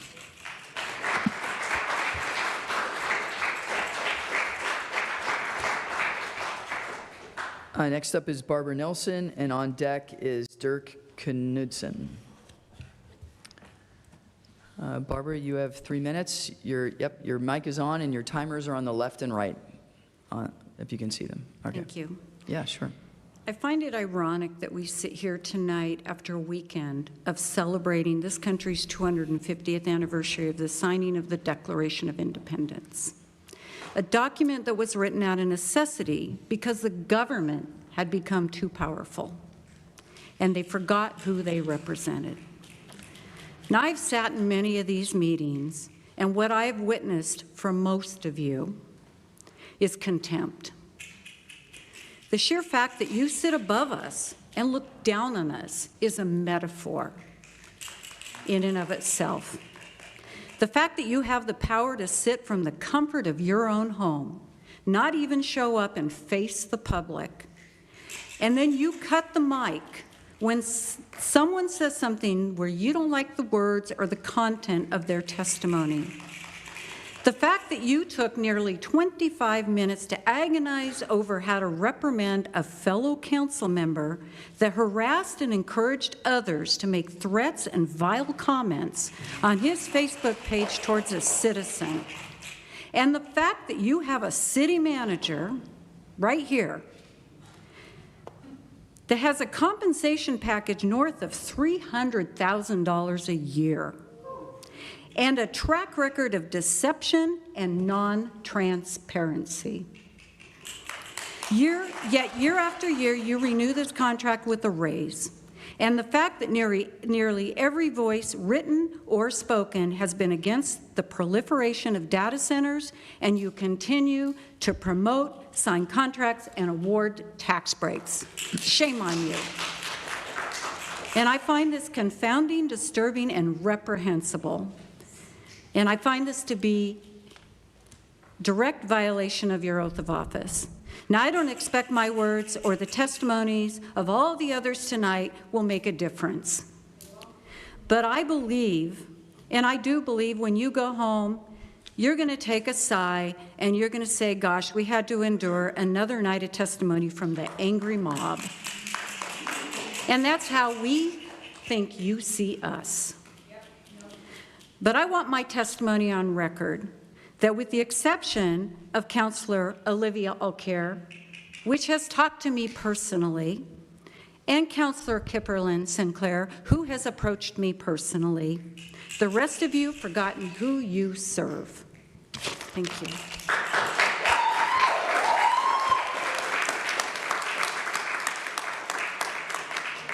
Next up is Dirk Knudsen, and then on deck is Sandra, and then Jana. So we have Mr. Knudsen. You have 3 minutes. Thank you, Mayor. I'm so sad for Connor. I actually know his family a little bit. He lost his dad to brain cancer, as you may know by now, not too long ago. And he should have never lost his life. I live near there. We had an airborne car almost kill my son and I right where Connor died. And so what we did for Alter Wiener, when he died up by Orenco Station, we need to do tenfold for Connor. I don't know if it's naming the bridge. I don't know if it's 10 scholarships to kids who can become great human beings that graduate from Hillsboro schools, but we need to do something. And that westbound traffic is a death trap, and it has been. So we can do that. I know we can do that. On the data center front, you know, I think I'm the first person that came here and talked about them 4 or 5 years ago, and here we are. And I'm terrified about the North Hillsboro urban renewal area. And it's difficult to understand what we've done. We created a huge urban renewal area so we could borrow tax increment financing to the tune of $370 million. That gets paid back with whoever shows up to Huffman and all the great streets we built. Guess what? They're not going to pay any taxes. And you know what happens when those taxes don't come in? And that $370 million in interest will run. I don't know what the balance is. You guys probably don't either. But we spent 150. No, they don't. We spent 150 plus million on land. And Beach, you said we spent 120 million on infrastructure during the Senate Bill 1586 to get that area ready for expansion. But we're in a tough spot. If semiconductors don't come and you keep giving enterprise zone, that money to pay that debt's coming out of the general fund. So you better all get up on top of this and have Robbie and the staff look at it. The economists that did the modeling on the 2023 revision for the North Hillsboro Industrial District did not count on the city of Hillsboro buying 30 of the parcels that could have paid those fees back, those monies back. And they're now all sitting at zero because property taxes aren't charged to cities. So we're in a trap, and if we don't get out of this trap, and if Mike Rogaway's right today that semiconductors are dying in Oregon, and those businesses don't show up with real jobs, we're screwed. And you won't be here, but whoever's here is going to be listening to people saying, why are you cutting parks to pay a debt on a $370 million tax increment financing thing so we could go play developer? This is a very dangerous situation. It doesn't need to be politicized. Get on top of it. This is numbers and math and economies. Thank you. Tonight you're going to hear about data storage facilities through the work you're doing. That is not what we need to restrict. AI computing is the new name. Data storage is the old way. If we restrict data storage, we're doing absolutely nothing. So make sure staff and all of you work on the broad definition of what it is we're trying to get our hands around. Thank you.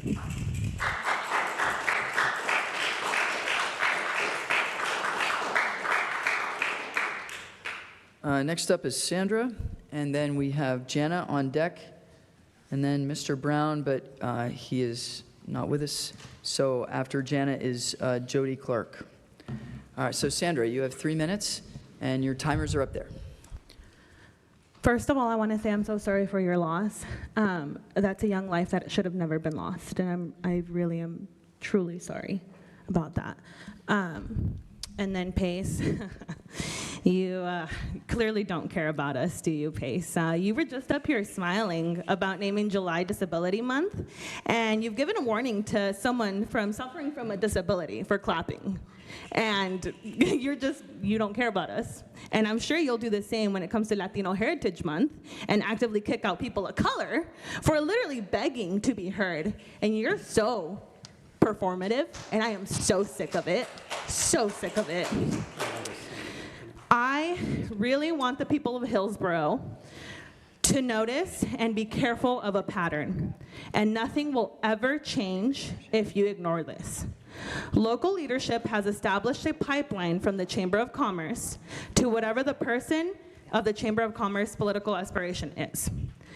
All of these people get put in leadership, and they've all come from the Chamber of Commerce, and they're all the same as Beach Pace. If you want change, if you want real change, watch for who Beach Pace, Rob Harris, Sava Ambry, Elizabeth Case, and Janine Solman endorse. And do not vote for them. Remember, they've sold us out for data centers and care about their own pockets. They've done nothing for people suffering from trauma, from violent arrests being seen in our backyards, in your backyards. And I can only imagine this pattern will continue if you choose to vote for these people. How are we as a community supposed to have any trust in these people if they only see Hillsboro City Council as a stepping stone? How are we supposed to trust anyone who is endorsed by your mayor who does not listen to us? It's clear that every public servant that has come from the Chamber of Commerce is only here to serve themselves, their own political aspirations, and their own pockets. Also, there was a detention that happened today in Hillsboro. Our people are still suffering, and you still do nothing, not even acknowledge that a person from Hillsboro was detained and taken violently. Do you hate us? Do you hate brown people, Pace? Because that's what it's starting to look like. And I am so tired of it, really tired of it.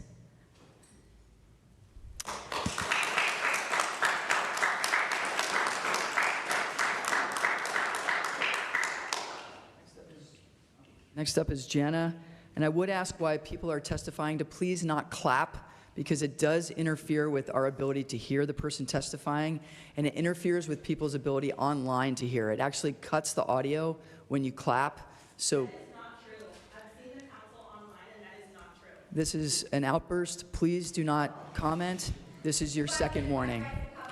Miss Lopez, this is your third warning. Can we please have Miss Lopez? You gave me one warning, this is my second warning. No, it's actually, I gave you one from the podium. Can we ask her to leave, please? Thank you. I want you to play back the recording and see that this is my second warning. Janet, if you could hang on 1 second, please. Mayor, I think we should acknowledge how many warnings It's 3 warnings, and I said that in the beginning. It was, So- she's disputing that it's 2. Can we get some clarity about how many warnings were issued? Yeah, the first warning was to everyone. The second warning was from the podium there when I was reading the Disabilities Act. So this is the third, and she's being asked to leave. Did you give her specifically the first warning, or did you give the entire room the first I warning? gave the entire room the first warning. The second warning was specifically to Ms. Lopez. So I think that counts as only 1 warning for her. I just want to acknowledge how many warnings she got. She got 3 warnings. Thank you. Please hold, Jana. Ms. Lopez, if you could please leave. Thank you. On deck, we have Jody.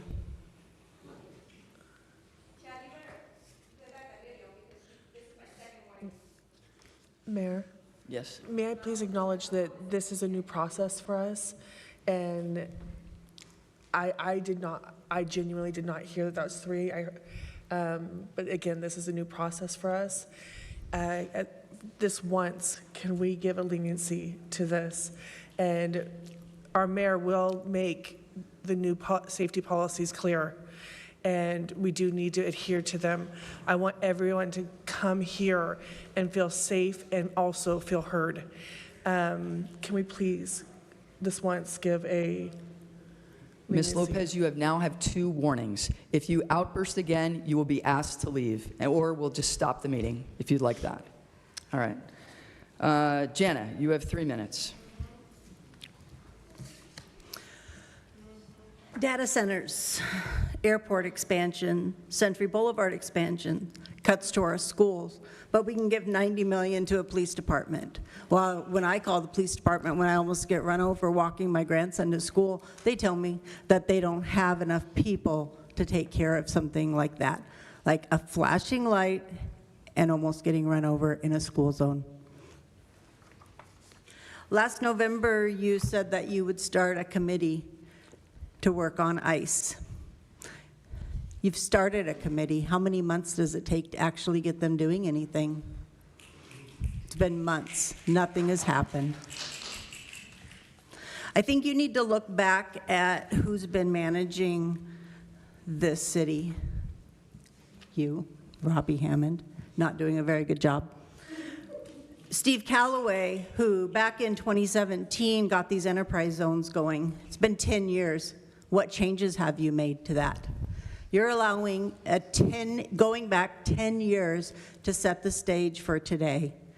And now you have all these people out here complaining when you should have been doing your job and looking at a 10-year-old project and saying, is this the right thing to do? Jerry Willie has had Century Boulevard expansion on his mind for years, multiple years, 20, 30 years, I don't know. He's changed the zoning to make it easier to make Century Boulevard happen, even though people have been complaining for years and years that Main Street is dangerous. There's absolutely no reason why Century Boulevard needs to go through. There's 4 schools there. You're putting all of those children at risk. And I know for a fact that the police department won't do anything when something happens to those kids because they don't have enough manpower because they got $90 million to build a police department. I've spoken to you, Ms. Pates, a couple times, and both times you've told me your hands are tied.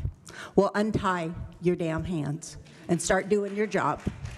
We've requested to have open sessions, town halls, emergency sessions, and you do nothing. Untie your hands, do your job.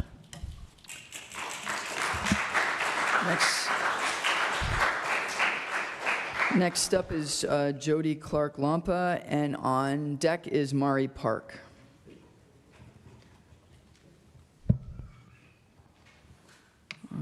Jody, you have 3 minutes, and your timers are on your left and right. I wasn't going to speak tonight. I didn't wear my Recall Beach Pace shirt. I was going to sit here and listen to what was going on. But you blew it away, Beach. You talk about respect. You don't respect us. How long have we been coming here telling you what our concerns are, and we get a city views crap thing that doesn't have correct information? No wonder we keep coming back. No wonder we have to raise our voices. No wonder we're giving bad glares, which I apologize to. I gave you bad glares the other day. I did. I'm not going to do that anymore. But you should be mentoring her on how to be a good counselor. Obviously, that's way out of bounds for you. Okay, so lack of respect. You're not paying attention to us. You're never getting back to us unless it's in something like this that you determined how should be written, what information, wrong or right, should be in there. We're tired of it. We want the respect back that you're insisting for these meetings. We come, we speak, we're not heard. We're not responded to. And you've told us that's all right because you don't have to respond to us. Some way you should be responding to us. It takes weeks to months to get any response, and then it's in here. The potential moves for the data centers, the possible actions, nothing is being done. They're all potential and possible. How long have we been asking for help? And maybe you should just stand up and say, we're not listening to you. We don't care how you feel. Oh my God, I'm sorry, that wasn't a slander or anything. Anyway, and Jana, you stole my no-tied hands. If I hear that one more time, we'll find something to untie those hands. You don't know. I came in here tonight to not put people down. I'm spending my energy right now building up some people who want to run to be on our council, who want to listen to us. I know this is hard for you. I know this is hard. You need to be listening to us, and needs to be listening to us. If we can't get counselors in here who want to support us, we'll have to take it another direction. Your choice. Another thing is I watched a clip or a reel or what. Your time is up. Oh, thank you so much for the time. Next up is Mari Park, and then after Mari, we have Steve Wheeler is on deck, and then Mickey Barnes after that. Okay, so we have Mari, who's up now. Mari, you have 3 minutes. Your timers are on your left and right. All right. Hello, Mayor Pace and councilors. Many of you know me. I've worked with you before. My name is Mari Park, and I previously served on the Hillsboro YAC. Just a couple blocks from my home is the intersection of East Main Street and Northeast Boulevard. I pass by this intersection almost every day. It's also where my friend Connor Navarro was recently struck and killed by a speeding car while training for a triathlon. He was almost 19, or he was only 19. He was kind, witty, hardworking, and full of promise, and his death has devastated so many in our community. What makes it even harder is knowing that the intersection has long been recognized by those who live nearby as a dangerous one, and neighbors have raised concerns about speeding here for years, and now the community has lost another. As someone who lives nearby, I've watched cars speed through this intersection. One of the first things I was told when I got my driver's license was to be careful at that intersection, and at a run with Connor freshman year, I had to change the route specifically so we could avoid the intersection, that would later take his life. And with the Century Boulevard extension moving forward, this concern becomes even more urgent. The project will create a major new connection through Hillsboro, bringing more people, vehicles, and activity to the corridor. Should the project go through, which I'm sure it will, we need a commitment of enhanced pedestrian and cyclist crossings in areas before an increased traffic. Increased traffic makes an already dangerous situation even worse. We need changes on a road that allows vehicles to travel at such speeds to kill someone on impact. Every investment in safety is an investment in preventing another family from experiencing the loss that Connor's family now carries. He should still be here, and everyone should still have him, and I hope that we can honor his memory, not only with words, but with action that protects everyone that will use this intersection. Connor will be missed, but he shouldn't have to be, because Hillsboro can and should do better. So thank you for your time.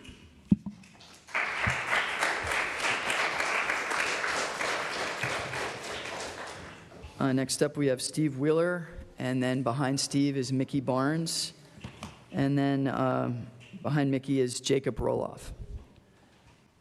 Steve, you have, just press the center button there, and when the light turns green, you're on, and you have 3 minutes, and your timers are on your left and right.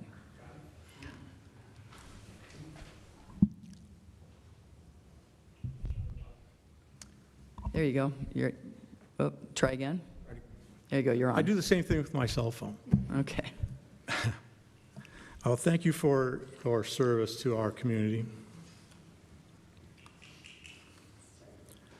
Elected representatives at the local and state levels work part-time for a modest stipend. Yet you must deal with highly paid lobbyists representing Fortune 500 companies on matters that impact community resources and finances and people's lives well into the future.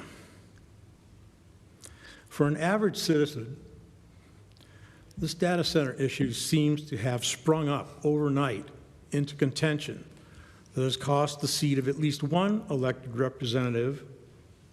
It seems that suddenly Hillsboro and the state of Oregon have approved siting at least 18 huge data center facilities on what has been prime farmland, and indirectly handed tax breaks to the billionaires, investors who are clamoring to make trillions from artificial intelligence research and development. While data centers have been built for some years, there is now a rush to build thousands more across the country because it is federal policy that the U.S. outcompete China in this new technology that has huge potential for many fields of human endeavor, from medical research to advances in military applications to surveillance of all of us that may threaten our freedom. Data center investors want to cash in on federal money earmarked for technology that is seen as vital for national defense. Yet artificial intelligence also poses threats to the American workforce, as jobs that can be done by computers displace people. And what are those people going to do for a living? Should the government help displaced workers, especially since they help finance the technology that took their livelihoods? With forethought and careful planning, massive job disruption may be mitigated and working Americans can be spared painful transitions. Raise your hand if you have high confidence in the current administration to get that right. We need a moratorium on new data center construction to gain time to consider how this new technology will impact all of us, how it should be regulated, what safeguards should be in place to protect vulnerable people. Or do we want to blindly rush forward while corporations like Google, Meta, and Microsoft are losing lawsuits or making large settlements over AI applications that are... Your time is up. Your time is up. Thank you very much. Next up is...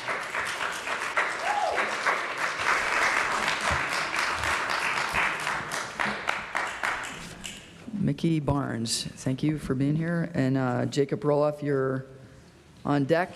And after Jacob, we have Teresa. But first, right now, we have Mickey. So, Mickey, you have 3 minutes. Your timers are on your left and right. Okay, thank you. Mayor Pace, members of the council, thank you for this opportunity to offer testimony. I appreciate being able to be here.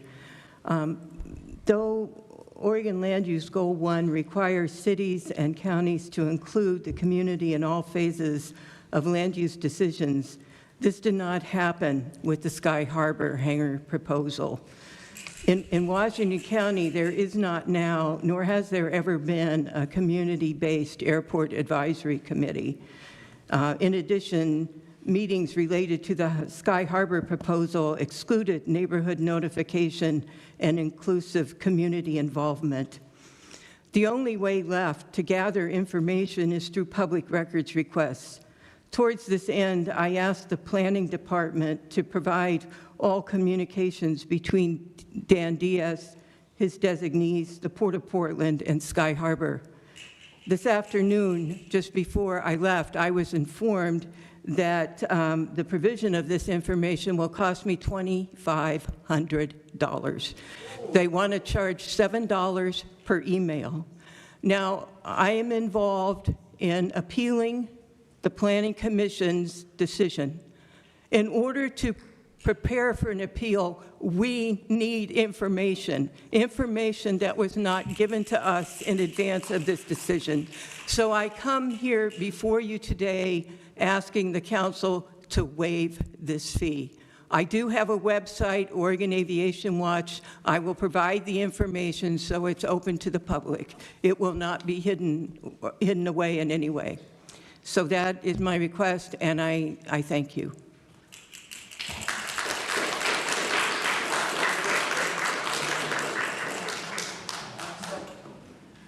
Next up, we have Jacob Roloff, and on deck we have Teresa Say, and then after that is Pam Code. Okay, Jacob, you have 3 minutes. Good evening, councilors. I have spoken here many times about data centers, and I probably will many more times. The specific problems and impacts are profound and multiple, and crucially, the fight against them is not a fight against progress or of technology generally. Fundamentally, it's about the ability of people who live in an area, a county, a city, to determine the structures of everyday life in their area. We have data centers going up here near schools, near waterways, Weibel Creek, SNROs, and near residentially dense areas. Farmland, if not explicitly used for the structures, are subject to their externalities in solar farms and BESS installations. And even if they were placed in the desert, far away from anyone, and they are in some places, the fundamental value of those ecosystems outweighs what society and our city is receiving from this explosion in development. The emergency in our city is not industrial land availability, it's climate change, resource scarcity, topsoil loss, housing, and democratic degradation. The resistance against this development is not stupid, aimless, blind, or even uninformed. I consider myself a Luddite on the data center issue, and I encourage others to own that label. Luddites were not stupid agrarian cultists who destroyed and opposed machines of progress for nothing. They held principles and proposed alternative forms and speeds of development oriented to the people that lived there. I'm going to quote from this book. Luddism opposed not machinery per se, but the aggressive deployment of machinery hurtful to commonality. The Luddite movement was not about technology, it was about workers' rights. Luddism started as a tactical strike against technologies of control by withholding labor, but had exploded into a greater expression of the rage against the system where the privileged few with access to the right levers could lift themselves up at the expense of the many by breaking the machines. We must not allow mankind to be sacrificed to improvements in mechanism. These workers did not understand it was their duty to lay down and die because they were no longer useful to industry and state. Meanwhile, the factory owner response was similar to the responses we see from data center operators and new PACs representing them and city councils that prostrate themselves for them. They were outraged, these companies, at the notion that they might be compelled by force to accommodate the requests of the working people whom their investments were affecting. And so it's simply far past time, proper time, to reorient our government, local and otherwise, toward the needs and desires of people who live here, regardless of the cudgels surely held over some of these electeds by these extremely rich investment and developer companies. A colonel at the time, during the height of the Luddite activity, said, "The country is in a most perturbed state." A profound understatement and a description that becomes truer every day for our country and city. Once again, I must repeat that the city's response to and encouragement of this development, despite public disapproval, has been utterly pathetic.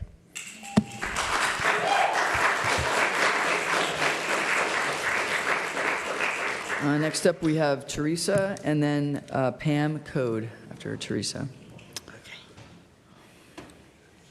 Teresa, welcome. You have 3 minutes, and your timers are on your left and right. Sorry, I didn't have a chance to print, so I won't be able to look at you. Sorry. It's okay. Okay. Hi, my name is Teresa C., and I live in Jones Farm since the beginning of 1999.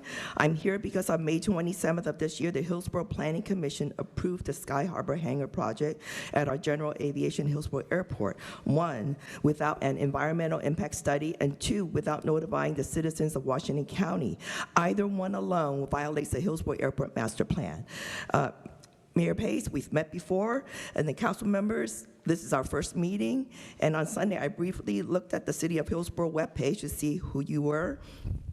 I'm not picking on you, Elizabeth's case, but on your Spotlight webpage, I agree with what you said, hopes and goals for serving on the council, to make sure we consider how we make choices today will affect, Hillsboro in 5, 10, 50 years from now. Unfortunately, that is where my agreement ends. That goal has not been followed. I feel that the City of Hillsboro and Washington County had no plans. Hillsboro and Washington County have crowded, dense residential neighborhoods right next to industrial aviation use. That guarantees conflict. There is noise pollution, there is air pollution, both of which makes people and wildlife sick. That is well documented. Many studies have been done to prove that. You can easily find that information by just Googling it at your local library, or simply go to quietcommunities.org and OregonAviationWatch.org. Well-researched articles have been posted for the public's viewing since 2011, for the last 15 years. So ignorance is not an excuse. Good planning separates residential areas from industrial ones and connects them with real transit, so people can go home to quiet, clean air. That's not what we have. It started with former Mayor Jerry Willey colluding with Port of Portland to expand the airport without real planning. Mayor Pace, we did not need to continue this lack of planning for the families who live here. The noise problem and lead pollution coming from the Hillsboro Airport has impacted all of us, actually Jones Farm, since 2013. Mainly from flight training of prop planes and helicopters. I am very angry that Hillsboro is even considering Sky Harbor to build hangars to host 30 private Learjets and store 40,000 gallons of jet fuel so near our Brookwood libraries, where families visit daily. Your time is up. Okay, thank you. Next up is Pam Code. Pam, you have 3 minutes. Your mic is already on, and your timers are on your left and right. Thank you, Council Member Alcare, for calling for the moment of silence earlier. I'm here to talk about the Century Boulevard and Main issue. Not planning on talking today, but here I am again. Thoughts on what we've heard so far: people who are not first responders should not have to encounter tragic situations based on proximity to where they live. If receivers that were used in noise studies for the construction of the road, of the extension, can be classified as residential all around where that intersection is, that road should be treated as such. As far as the city is able to, and then also the city should, call for and expect to receive more allowance and control over the construction of our infrastructure. I understand that the county has a lot of say, and so does the state, but I think our city has a right to ask for more, even if other cities don't. I think that all of us here are people of action. We should come together around the road issues and no longer let long-running assumptions about what a safe road is go untested. And we should also revisit what counts as a safe road. We don't need to reinvent the wheel or tear out entire roads to improve road safety, especially at this intersection. And those kinds of improvements can start with a driving environment. there needs to be more happening than just changes to how the intersection is monitored, although that is appreciated. Infrastructure is not just signs, lights, and paint. There needs to be the kind of physical changes that were described earlier. So candidates in these upcoming elections who speak to these kinds of issues productively and provide us with a vision, such as, like as I said, like physical changes, more than just lights and signs like what's there now, showing people their speed limit, those candidates will gain traction. This is certainly an issue that's going to be a mainstay through the next election. Citizens are also getting smarter about how they can get involved, such as by urging the council and transportation committee not to automatically pass road and land use plans. So hopefully we'll be seeing more plans just, not just passing right on through. We have a right to challenge and question before passing things. We as in the city. And lastly, we're getting smarter by finding out that there are vacancies coming up on the Washington County Planning Commission at the end of the year that citizens can run for and hopefully be a part of.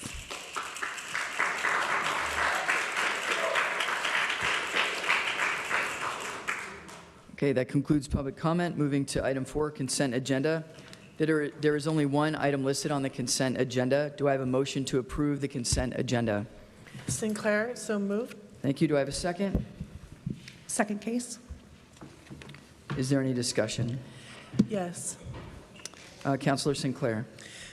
Mayor, I'd like to ask that the council, in the hearing testimony today, I'd like to request that we do waive the public records fee, both for Barnes and for Richmond.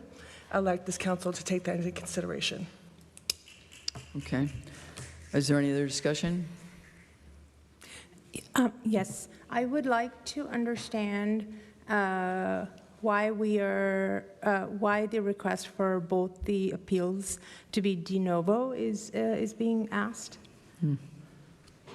So I would like to, if staff is here, I would like to understand that. Yeah, and we should also answer Councilor Sinclair's question about waiving a fee as well. Do we have any response to that? Members of the council, Chad Jacobs from the City Attorney's Office. I believe planning staff is here who can maybe answer this better than I can, but I can try to start with a de novo question. So under the code, the council has an opportunity to decide whether it wants to hear the appeal on the record or de novo. On the record means that you can't take any new evidence, that you just take it based on what was presented to the Planning Commission, and that's all you can consider as part of the process. De novo allows basically a whole brand new hearing, and that allows for opportunity for new evidence to come in, allows for other people to testify, and so it's a more inclusive process. And so historically, the council has always chosen to do a de novo review, just because it opens it up for more testimony and allows you to consider all the evidence and sort of base a decision not just on the record, but on all this new evidence. And so that's why staff typically recommends a de novo hearing, but ultimately it's the council's decision as to whether or not you want to do it on the record or de novo. So why would an applicant specifically request on the record? An applicant may request on the record for multiple reasons, and I don't want to sort of guess why an applicant would or wouldn't in a particular situation. But for example, if they believe that the record is complete and supports the, for example, if the Planning Commission approved a proposed project and the applicant feels that the record is complete to support that decision, they may not want new evidence coming in. But that's why the decision is really for the council to make, and the council gets to decide if it wants to do the de novo hearing or on the record. Did that answer your question, Councilor Embry? No, I did know that, but I don't know why for this specific one it's being that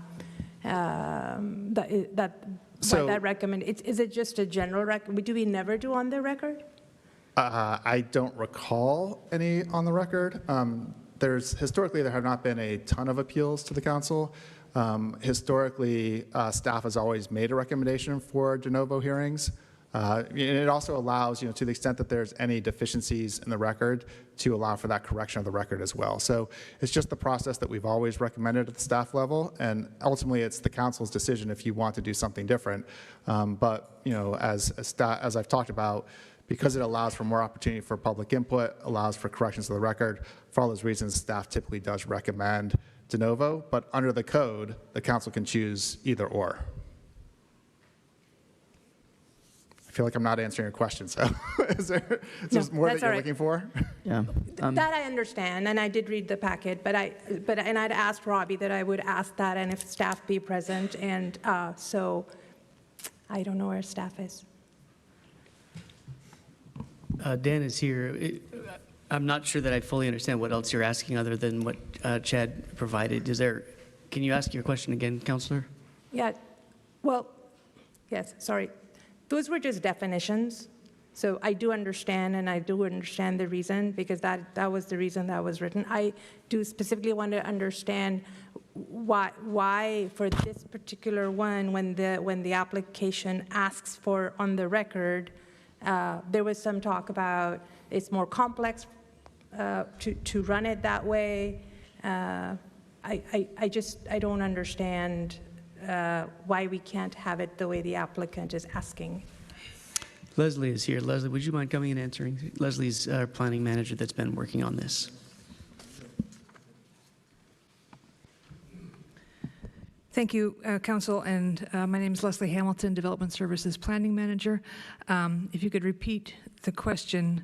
Yes, absolutely. So when I was reading the packet, one of the applications was requesting a on-the-record hearing, but the recommendation was that we do both as de novo, and so I want to understand that better. I understand it's more inclusive, also that it may be easier to do it that way because we want to do both of them on the same time. But I just feel that if the applicant is asking for on the record, why wouldn't we do it that way? Right. The applications, when they submit their appeals, they do have some written comments in there, which way they're requesting. I don't recall off the top of my head which each one was. There's some criteria that they addressed. We can certainly follow up with you on that, but I don't have it in front of me. And then to the points that I think the city attorney made, it is more inclusive for the most part. Okay. Does that answer your question? Okay. No, it's fine. It's okay. I think it's just my understanding is that we've never done on the record ones, and they're always de novo. So maybe it's just precedence, and they are more inclusive. Otherwise, people will not be able to give testimony to those. So it is more inclusive. That I do understand, but I just wanted to get into a little bit more detail as to why we are doing it, and if it's just. Because it's not what they asked for. Right. Yeah. The other unusual thing is to get two appeals on the same item. So, yeah, in some very new water here, I think. All right. Thank you. Okay, I'd like to get back to Councillor Sinclair's question. Could you ask that again, please, Councillor Sinclair? You want to waive the fees?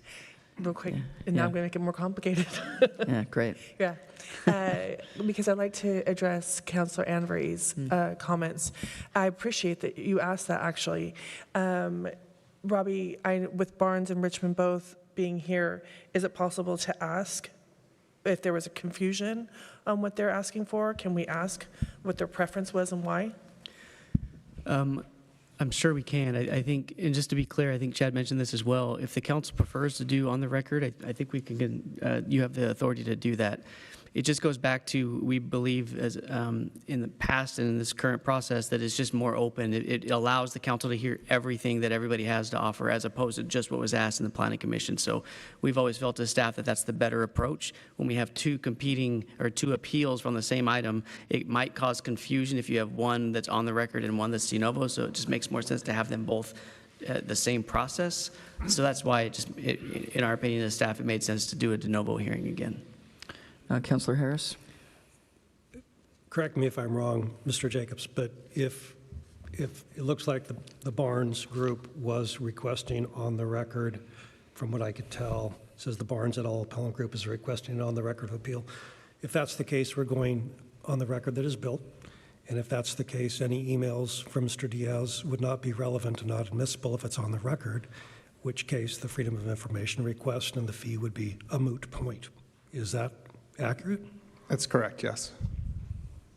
So we may want to clarify before we make the decision to go on the record with the appellant if that is truly what they want to do given that information, given that fact.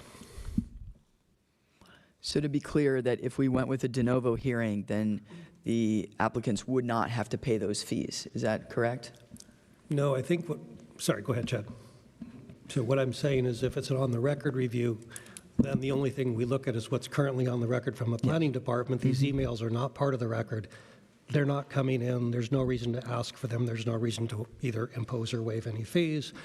If Ms. Barnes and her group want those emails to get to your request, it would have to be a de novo review that would give them an opportunity to get the emails and then submit them as part of the de novo hearing. Is that correct, Mr. Jacobs? Yes, it is. Okay.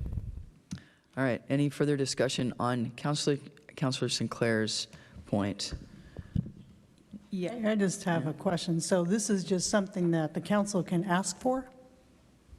The council can agree to and ask for this? Yeah, we can either do de novo hearing or we can have on the record, so yes. So I think that we should, because it feels like we're making this a bigger burden than it needs to be if all council needs to do is just ask for this on their behalf.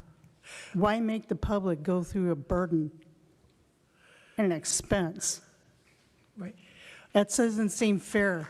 To me, in a process, we're representing them, we're asking them to come, they are showing up, they're giving their input, they're asking for our support. This is not the time to shut down that conversation. This is the time to think about, maybe we ought to consider what it is that we can make less burdensome for people who want to come and talk and tell us what's wrong. I feel like that finance is an extra barrier for people when it doesn't have to be.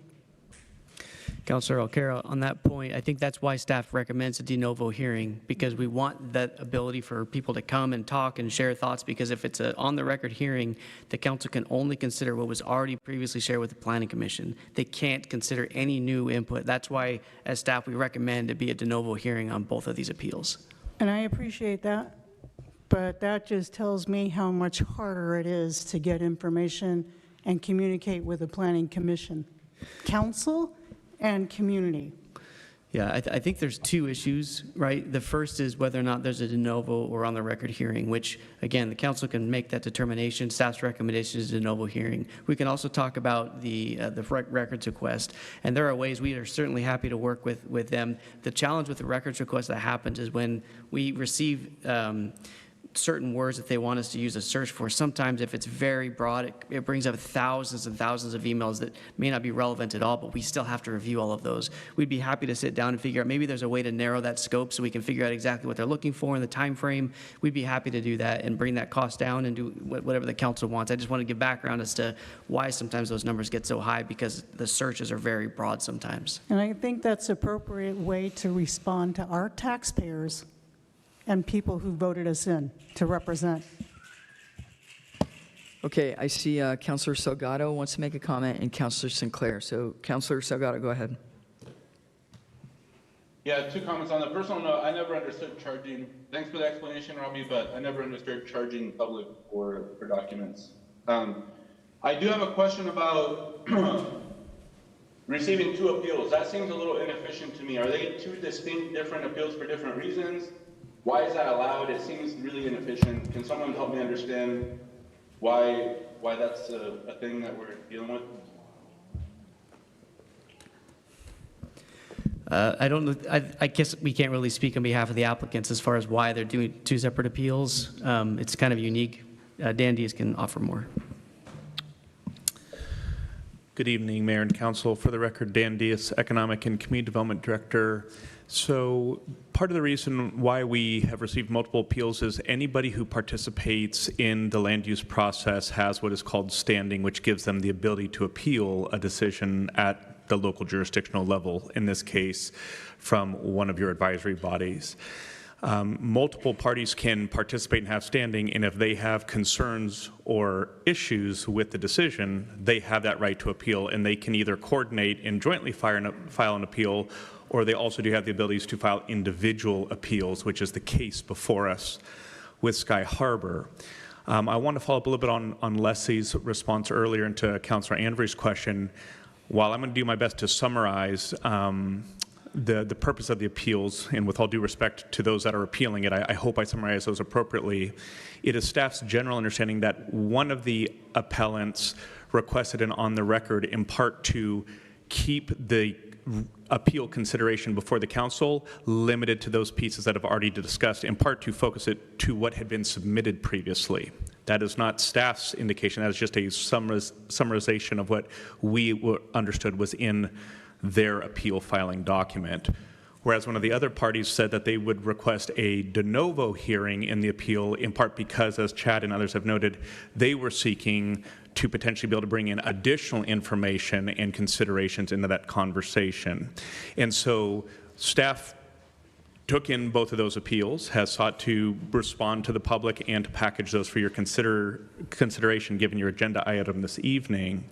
And just to reiterate what Mr. Jacobs has said, it is ultimately your call to set what of the two hearing types you want to have on the appeal.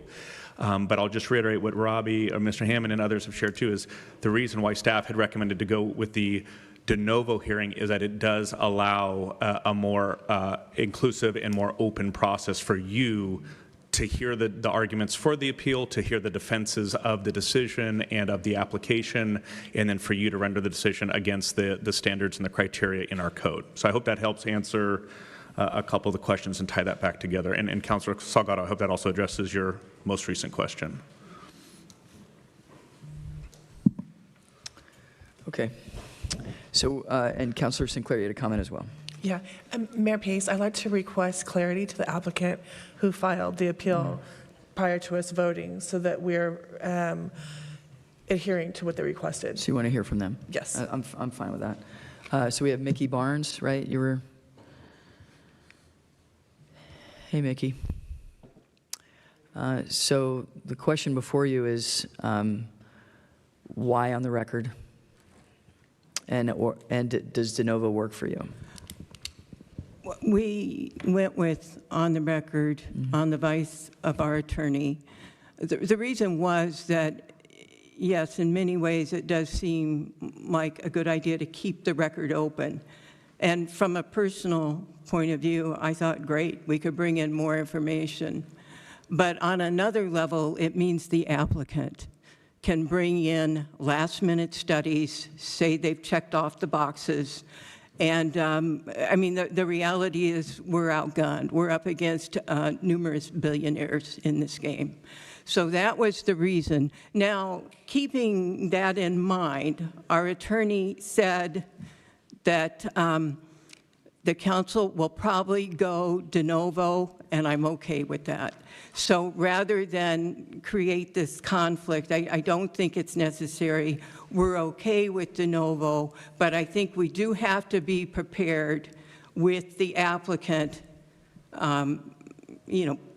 adding new information to that file.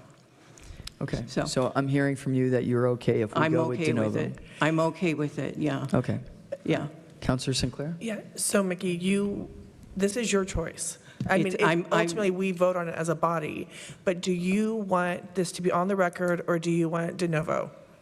Well, that's what I'm asking if you're for. going to waive... I'm asking for clarity from you as the applicant. Well, Council Harris brought up the fact that if I want that information requested would not count, which I think that was a good point that I hadn't thought about, and I thank you for bringing that up. So I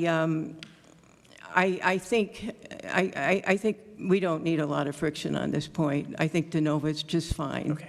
And I appreciate your attention to it, but it does not need to be a conflictual point.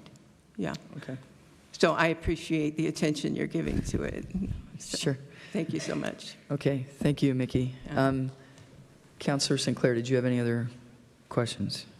Nope, just following back around to us waiving the fee for the public records. Okay, Councilor Harris. So the topic we're talking about now is waiving the fee. Yes. So let's not get off that topic because Councilor Sinclair has been very patient.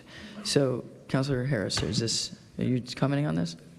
I was going to say that I think the de novo, it sounds like the Barnes Group is fine with that. If that's the preference, that's fine with me. And I think that before we vote to waive an entire fee, we'll let the city work with the Barnes Group to find out if they can narrow this down to come up with a reasonable fee and cost for the expenses. If it's not reasonable and the Barnes Group wants to raise the issue again with us, I'm more than happy to listen to them at that point. I think the hearing's not until August, so we should have time to do that. So rather than taking a vote on waiving the entire fee, I would like to basically give some just instruction to staff to work on this with the public. Can I ask? Yeah, Councilor Case. Can I ask a clarifying question on how our public records fees work? Is it,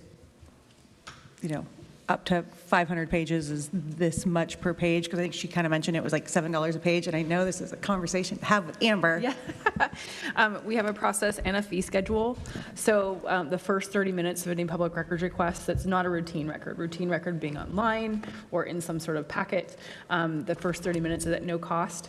And then we charge a rate, and it's a tiered rate depending on what level of staff is reviewing a records request. And we provide a cost estimate before we proceed if the requester has approved it. With email, public records requests is a little bit different because they're not as easy to gather. We don't have like a real easy email archiver system. So I actually have to provide 2 cost estimates. The first one being for IS to, let's say we have a records request with, in a certain time frame, with certain keywords, with certain employees involved or external folks.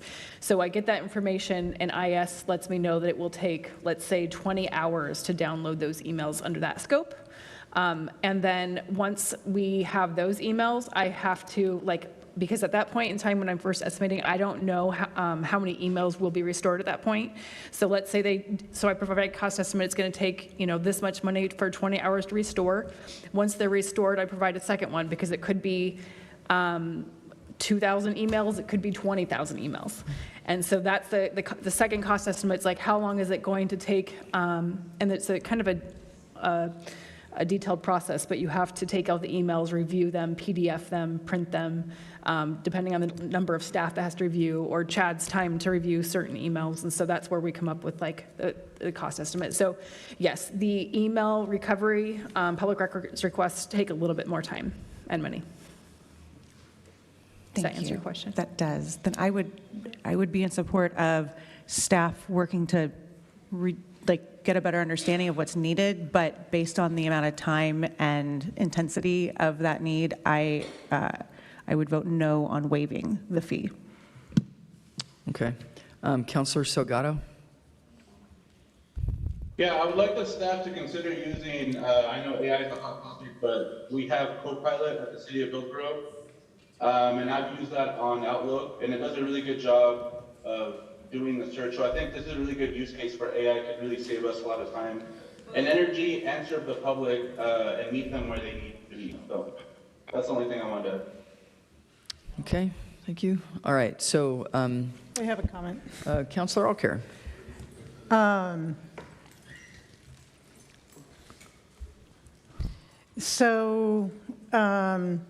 I'm retired now. I don't get paid for work. I get a stipend coming here, and yeah, I teach at PCC. But I just want to say that, if something is part of your job, why are we charging money for that? If it's part of your job, why are we concerned about how many hours it's going to take to do the job? I have an expectation about that. And if it's going to be that difficult and so much, when you do it, give us a breakdown of all the costs incurred for this, because I'd like to see it. I'm just concerned about that because we have made it so difficult for people to communicate with us, even with the Planning Commission, on this issue and others. I would also like to think, if we can figure out how to bring costs down, maybe we can find ways to also open better means of communication for people to talk to us about the things that they need. And to provide some more transparency in future, so if somebody else wants to ask for public records, they know what they're going to have to expect. But if we're going to give a precedence by keeping costs down, finding ways to keep costs down, we need to do that with every request.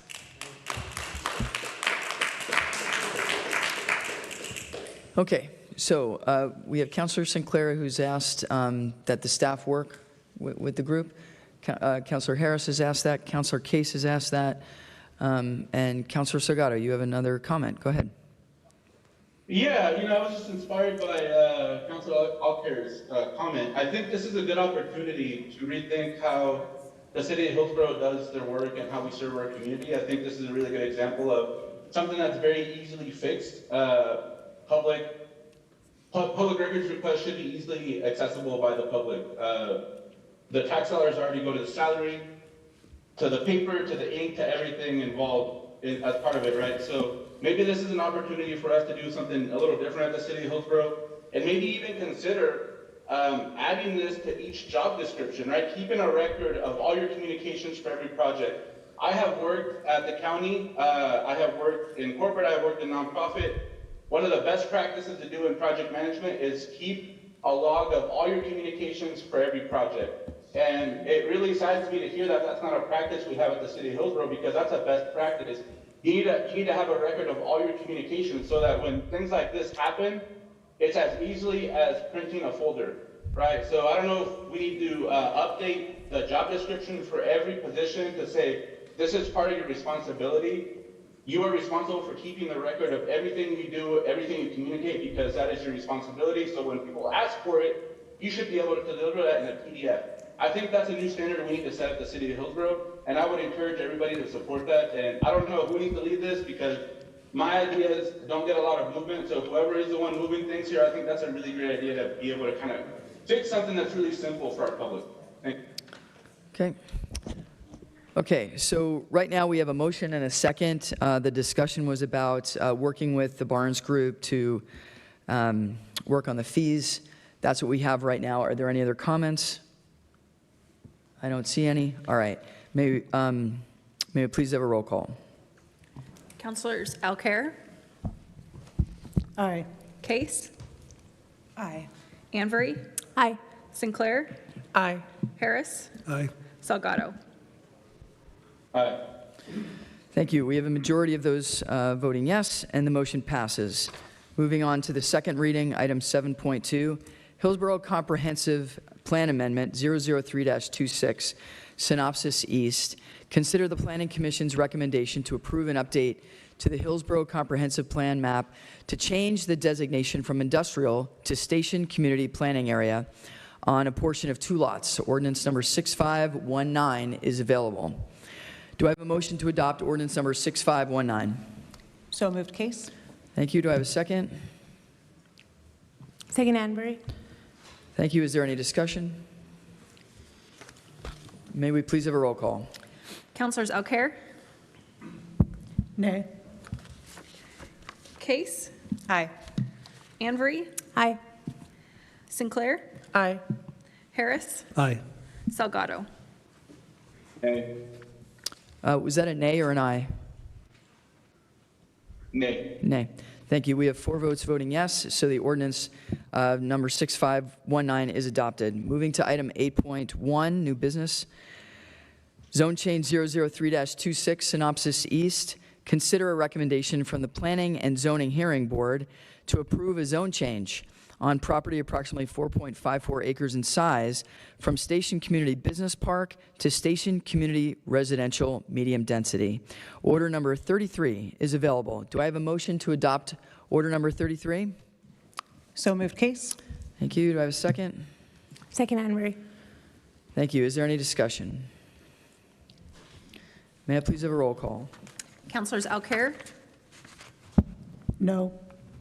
Case, Aye. Anvery, Aye. Sinclair, Aye. Harris, Aye.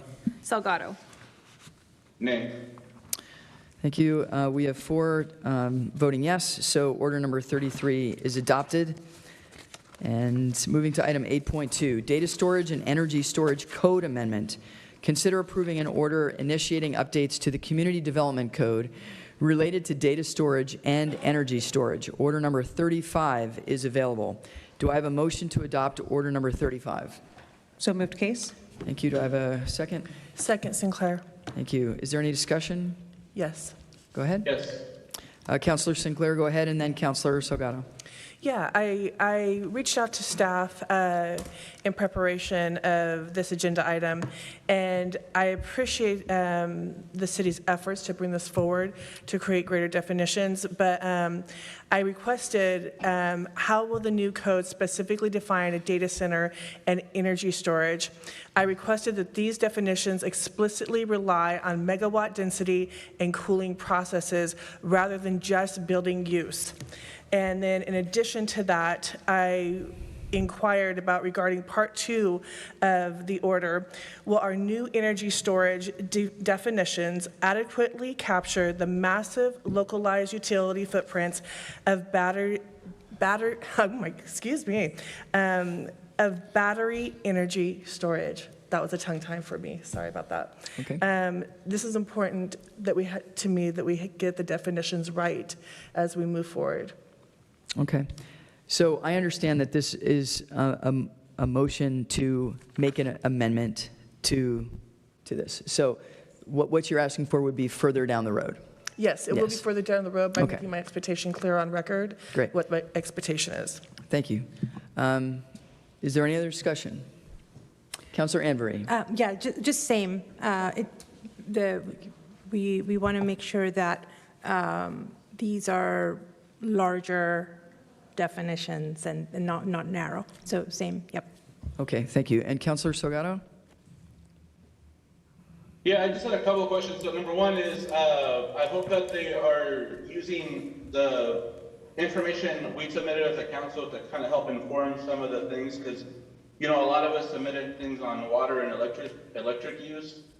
So I just want to call that out and put it on the record.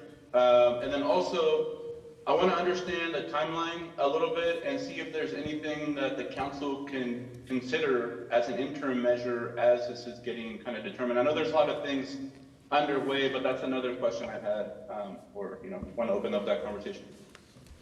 Councilor Salgado, thank you for the question. So this is the first step of the process that we have to follow to go through a code amendment. The next step, and at the next council meeting, we have a work session scheduled on July 21st, where we will then go through a lot of these details that Councilor Sinclair and others have talked about. That's where we'll get feedback from the council if you approve of what staff is recommending, if you want other things. So we'll make sure and get all of that feedback. There's also kind of clocks that need to start ticking. That's why we're doing this now, so we can get those clocks rolling. But this is just that first step. And so council will have plenty of input as we go through this process.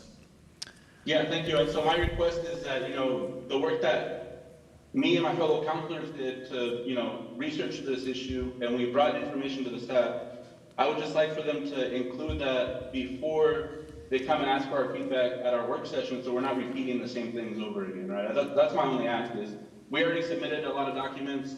Please just consider those, put them into your review so that when we come to the work session, you don't ask us about water use and electricity use, right? Like, you kind of already know what we stand on that. So, thanks. Okay. May we please have a roll call? Councilors Alcair? Aye. Case? Aye. Anvery? Aye. Sinclair? Aye. Harris? Aye. Salgado? Aye. Okay, order number 35 is adopted. Moving to item 8.3, possible censure of Councilor Salgado. Consider approving a public censure and associated remedial actions against Councilor Salgado based on the concerns outlined by council during the June 23rd, 2026 meeting. Resolution number 2927 is available. I'll turn the time over to our City Attorney, Chad Jacobs, to review procedures for this. Mayor, Council, again, Chad Jacobs from the City Attorney's Office. So tonight, you basically have three options before you that are outlined in the staff memo. Your first option is to determine that there wasn't a substantial violation of the rules and not move forward at all. The second option is to determine that maybe you need further information and would like an investigation or additional review of the situation. And then the third option would be to move forward with a finding that there was a substantial violation of the law, or the rules, I'm sorry, and issue some sort of public censure and impose related remedial actions. The draft resolution in your council packet is based on your conversation at your last meeting. That resolution can be amended. It was just basically drafted based upon your input, but does not have to be the final document if you decide to move forward. Procedurally, the way this process needs to work in order to protect due process rights and follow your council rules is that we provided notice to Councilor Salgado at your last meeting about what your concerns were. We need to now provide him with an opportunity to respond to that. I know that he submitted something in writing, but he also should have an opportunity to orally provide a presentation if he wants to do so. After that, then the council will deliberate, and you guys can discuss those three options that I just mentioned, and then you will decide how you want to proceed. As you're going through that process, I'm happy to answer any questions or help walk you through any particular step. Thank you, Chad. I appreciate that. Okay, Councilor Salgado, would you like to respond to Council's June 23rd, 2026 discussion and proposed actions? Yes, I would like to read the statement I submitted. Okay, so you have 10 minutes to do so. Oh, okay, cool. Shouldn't take that long. Okay, go ahead. Okay. I want to start by acknowledging that June 16th was a difficult meeting, and I regret that the evening escalated. I have already apologized for my part in that escalation. I also take seriously the responsibility I have as one counselor to help preserve order, decorum, and public trust. At the same time, I need to respond to both the process and the record. The notice I received does not fully identify any council rule that expressly prohibits a counselor from recording with a cell phone. Instead, it relies on a broad decorum and group agreement language and then attributes motives to me, including that I was antagonizing, taunting, or instigating members of the public. I disagree with those characterizations. If council is going to impose a formal public reprimand or additional remedial actions, I believe the findings should be based on specific facts, specific rules, and an accurate record of what occurred, not assumptions about my intentions. I am also concerned that the notice and proposed resolution appear to rely on a sequence in which a recess was called. I came off the dais, and the meeting later had to be adjourned because of my conduct. I dispute that characterization and request that council review the official video and transcript before adopting findings.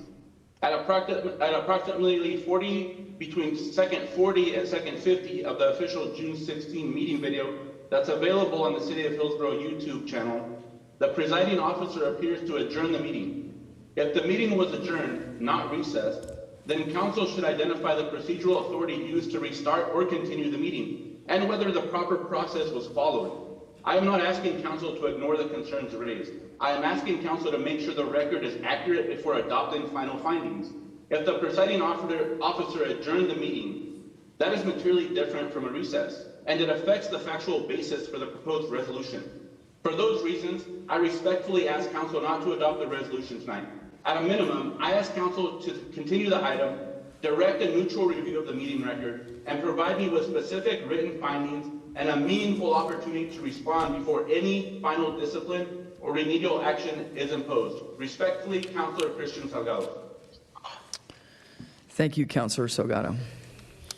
Okay, so before us, we have resolution number 2927. We've heard Councilor Salgado's response.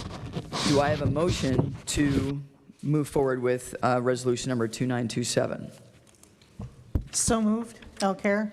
Okay, we have a motion from Councilor Alcare. Do I have a second? Second case. Second case. Is there any discussion? No. Councilor Harris? I have a question for Mr. Jacobs. Excuse me. The legal point Councilor Salgado was making is that I did say adjournment rather than recess initially. We had not yet finished the agenda, obviously, so I don't know if an adjournment may have been out of order in any event. It was within short period of time, I retook the seat and said this is a recess, not an adjournment. Does that affect the argument Councilor Salgado is making? Can you undo the word adjournment, or what's the situation? How would you respond to that argument? Sure. Councilor Harris, members of the council. So as you may recall, that is exactly what happened as you described it. And as then I informed you that as the presiding officer, you don't have authority to actually adjourn the meeting on your own, which is why you sat back down and said this is just a recess and not an adjournment. I think that was made very clear to everyone on the council, including Councilor Salgado. That's why after he left, he came back into the meeting because he knew it was just a recess. It was clear there was just 10 minutes. And even though that was clear at that point in time, he still engaged in the actions that were outlined in the memo and in the resolution. So I don't think that the fact that you made that procedural error in calling for an adjournment and then correct yourself really affects the outcome of what happened, because ultimately, after the recess, the council was trying to restart the meeting, but because of the actions that occurred during the recess, could not do so. And so that's really what you're focused on tonight. Thank you. Okay. Any other questions? I'd Councilor just like to make a comment that it was confusing which way we're going to go, but that was not a night of clarity in this auditorium. So I'm going to give you a pass for saying recess and adjourn. I think that despite that, there were several things that continued to happen that support why I'm voting yes on this resolution. We can continue to talk about those. I don't think that's a very helpful way to go forward. But we can.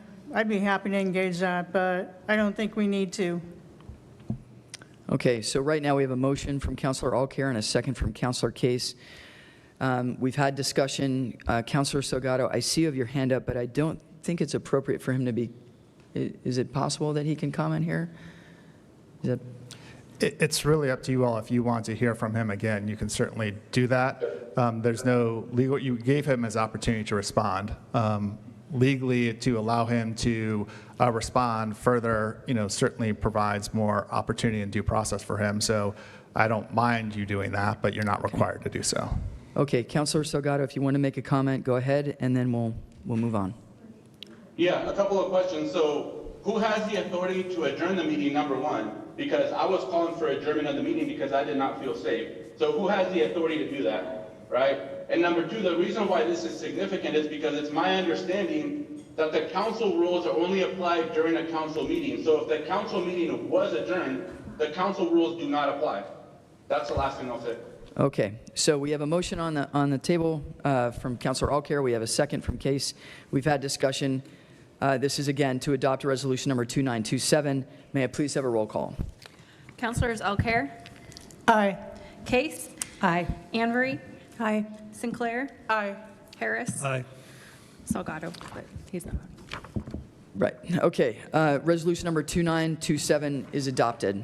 I'll now turn the time over to City Manager Robbie Hammond. Thank you, Mayor.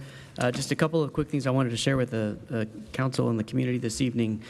First off, I think we have several firefighters in the back. I wanted to highlight that this past month was the first time that we've awarded, in partnership with the Hillsboro Portland Community College, 2 scholarships for the paramedic education program to graduates of the Liberty Fire Science program. Kaya Parker, a graduate of Liberty High School, and Nate Pratt, a graduate of Glencoe High School, are scholarship recipients.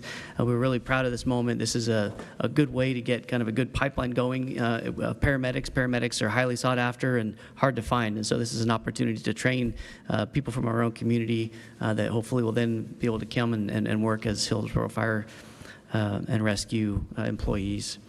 And second, our community is filled with people who have very different lived experiences and are connecting to a shared sense of belonging in Hillsboro. And we want to aim to capture that shared connection in a lasting way that visualizes what community togetherness means. To celebrate the City of Hillsboro 150th anniversary, everyone in Hillsboro is invited to be a part of a community-wide shared experience, which is called the Picture Mosaic Project. Thousands of photos, one community. You can submit your photos now through October 31st on the city's website. Thank you. Thank you, Robbie. So we'll now move on to council comments. Council members have up to 3 minutes. Council members have up to 3 minutes if they have any comments. It is not required that you comment at this time, but if you'd like to, you can. This is something we all discussed and we wanted to add. So the council should not engage in any deliberation or debate over any comments or topics raised during the portion of the agenda, other than expressing general support for or adding a topic to a future agenda. If the majority of council supports moving an item forward, then that item will be referred to the city manager for scoping. Do any councilors wish to provide comment? Councilor Alcare, you have 3 minutes. Yeah, I would like to ask our city manager to provide some clarity over who develops the agenda and who decides to change the agenda. And I think that's important because tonight, public comment time was supposed to happen at the end of the meeting, but then it got changed. I sent an email asking why did that happen and who made that change. And then the next thing I know, there was an email that sent out that we're going to move it back to the way it was. I would just like to make sure that we as a council are aware of who is creating that agenda, because if I have people in the community upset with me about that change, I don't know how to explain it. So, Robbie, would you mind providing an explanation about the agenda and who has the rights to go ahead and change it? We can definitely provide that as a quick summary. In the city charter, it shows that the city manager manages the agenda. In tonight's case, what we were looking to do and what we've done in the past is we used to have a public comment at the end of the meeting. We moved it to the beginning of the meeting a few years ago. What we're trying to do is make it more efficient, especially for people that are here for certain items on the agenda. So by having public comment at the beginning of the meeting for people that want to comment on the agenda items, and then another public comment period at the end for people that wanted to talk about other things. This is a common practice in a lot of other cities. There was confusion on it today, and so we need to do better about explaining that to the council and seeing if that's something the council wants to continue to pursue. That's why we went back to what it is today and moved everything up to the beginning. And I would like to thank you for that. And I would like to recommend that we stick with the way that public comment is set up now. And I'm recommending that because of the way the past few months have been with city council meetings and public comment and the frustration that people have brought into this auditorium.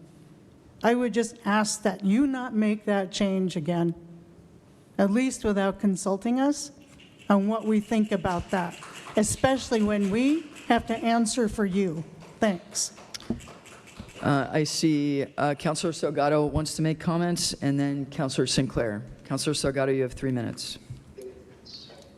City of Hillsboro City Charter, Chapter 3, Section 9. The mayor presides over and facilitates council meetings, preserves order, enforces council procedures, and determines the order of council business. That same section also dictates that the council president acts as a mayor in the mayor's absence. My question to everyone in the room, because obviously Mr. Jacobs is not seeing this from my side, if Councilor Harris didn't have the authority to adjourn the meeting the first time when he said adjourn, what gave him the authority the second time when he adjourned the meeting, when the meeting was actually adjourned? And I hope you all see what you're seeing in front of you right now. This is not fair, this is not equitable, and this is definitely personal. Okay, Councilor Sinclair. Thank you. Having the opportunity to hear our community is a vital part of creating community culture within our neighborhoods and within our city, and having that connection with one another. I am highly proud that our public continues to show up and share their perspective within our community. Today, I'm also proud that our city staff changed the agenda. I'm very grateful for that. To hear a mother who's lost her child and that she would have had to wait to the end of a meeting there's nothing belonging about that. We are here to serve you, the residents of our community, and it is important that you take priority and us hearing your perspective when you take your time as working families to come up to the dais, and that's a bold thing to do, to share your perspective out in the open, and I want to thank you for consistently showing up. And specifically to the Navarro family, deepest condolences. I do not have enough words. I do not know how that mother was standing. She is showing up to advocate for her child, and being the president of the Transportation Committee, I take that role deeply serious.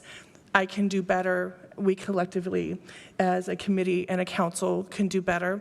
And I promise that I will work harder to be more effective. Thank you. Councillor Case? Thank you. Yesterday, I sent a letter to the council about supporting the Hillsboro Fire and Rescue with prioritization of staffing for a second ladder truck. They have submitted a letter that we put in the written testimony tonight under public comment for those wanting to play along with the online game tonight. So tonight, I wanted to recommend we prioritize planning for Truck 9 and a future ladder company staffing within Hillsboro Fire and Rescue. I recommend this now, as the actual staffing of a truck takes some time, planning, recruitment, training, and professional development necessary to successfully place a second truck company into service. There's a lot of lead time for it. This has currently been planned for the next biennium, but we are seeing need to bring this in earlier to provide a better service time to our city. For example, last week or a couple weeks ago, there was a fire on 17th and Oak. 2 people were pulled out, and the truck was in place because the truck was at their correct location, which was in a 2.5-mile radius. Because of that, they were able to get straight to the house, cut a giant hole in the window, extricate, complete, all within 16 minutes. Currently, where the ladder truck is located, it would take 15 to 20 minutes to get to South Hillsboro. So adding a second truck to South Hillsboro at Station 9 is clearly necessary. We've also learned that one of the backup stations, Aloha Station, is relocating, and so the backup in South Hillsboro is now going at the end of the year. And so now it'll be even a larger backup down in South Hillsboro to have additional support down there. So another thing is our ladder truck also handles all vehicle extraction in the city, which I did not know. I know. And so that makes it unavailable if there's any multi-story building or house fire or as residential or industrial as well. So tonight, what I am requesting of council is that we ask Robbie to have staff look into the funding options available to make this happen on a faster timeline than we had originally expected, so that we can start hiring and training to ensure we're ready to go when the truck is delivered in the summer, fall of 2027. Okay, thank you, Councillor Case. If any other councillors want to support that, please email Robbie. Again, we need a majority, just like in the past. For this to move forward, we need a majority in order to add this to the agenda and move it forward. Councillor Harris, did you have a comment? Yes, thank you. As of June, this council has adopted some of the most legally enforceable and expeditious path to regulate data center construction and tax incentives for data centers. Between April 17th, when we first agreed to review a pause in data center construction, and this June, this council has completed a review of current policies of the city and regulations and the problems they raised. We've heard from expert staff and the public. We've agreed on broad new policies, including a moratorium on data center construction and land use code amendments. We've directed our staff to develop code amendments that would implement these new policies, and we've ordered staff to take the statutory steps necessary to implement this plan. Today, we took the next step by adopting a code resolution for those text amendments. In addition, of course, the legislative moratorium on data center applications for enterprise zone tax abatements has taken effect, and it'll be in effect for the next 11 months. Excuse me. But last week, someone brought to my attention data centers could still be eligible for tax abatements in Hillsboro through the State Strategic Investment Program, or the SIP program. That's a small but possible window, and one we should close.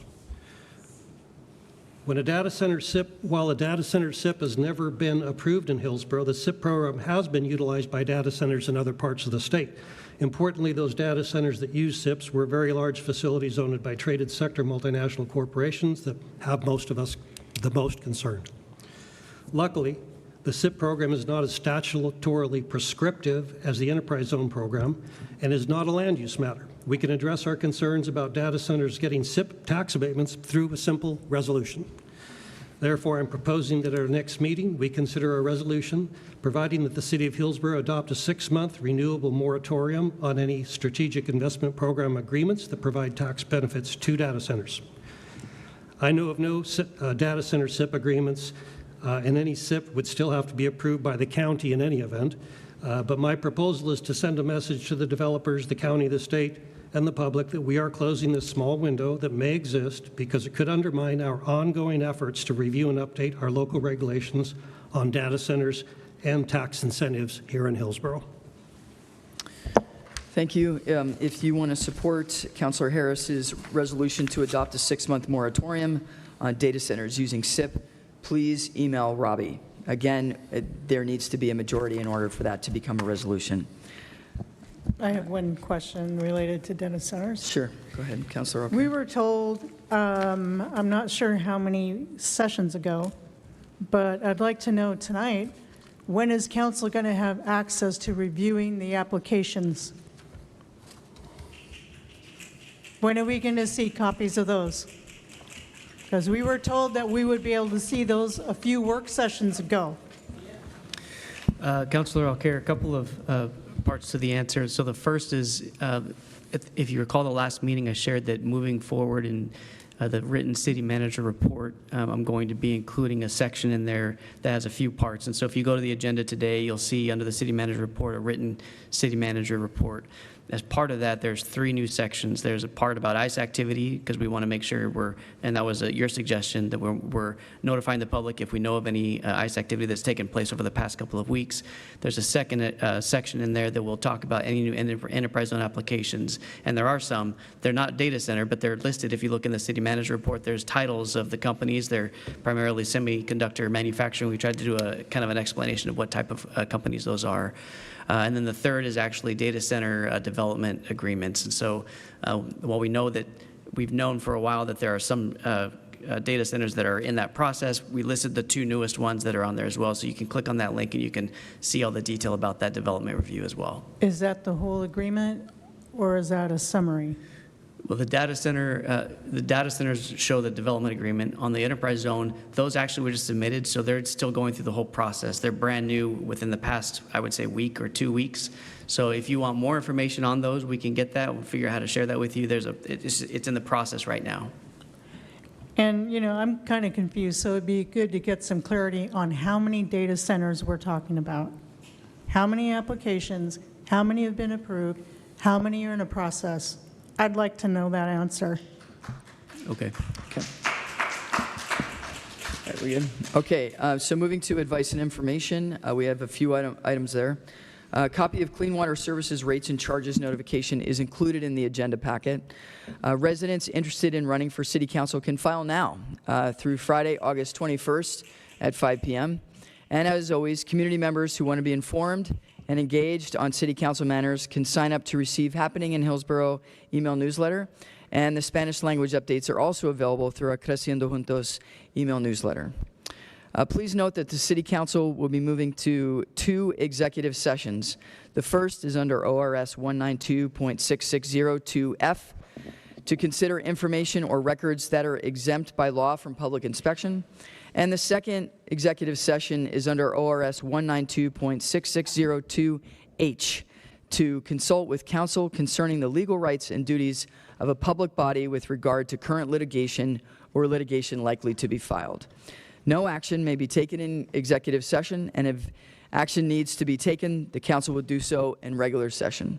And with that, the City Council meeting is adjourned, and we'll begin executive session at 9:35. Thank you. In room 207. Thank you.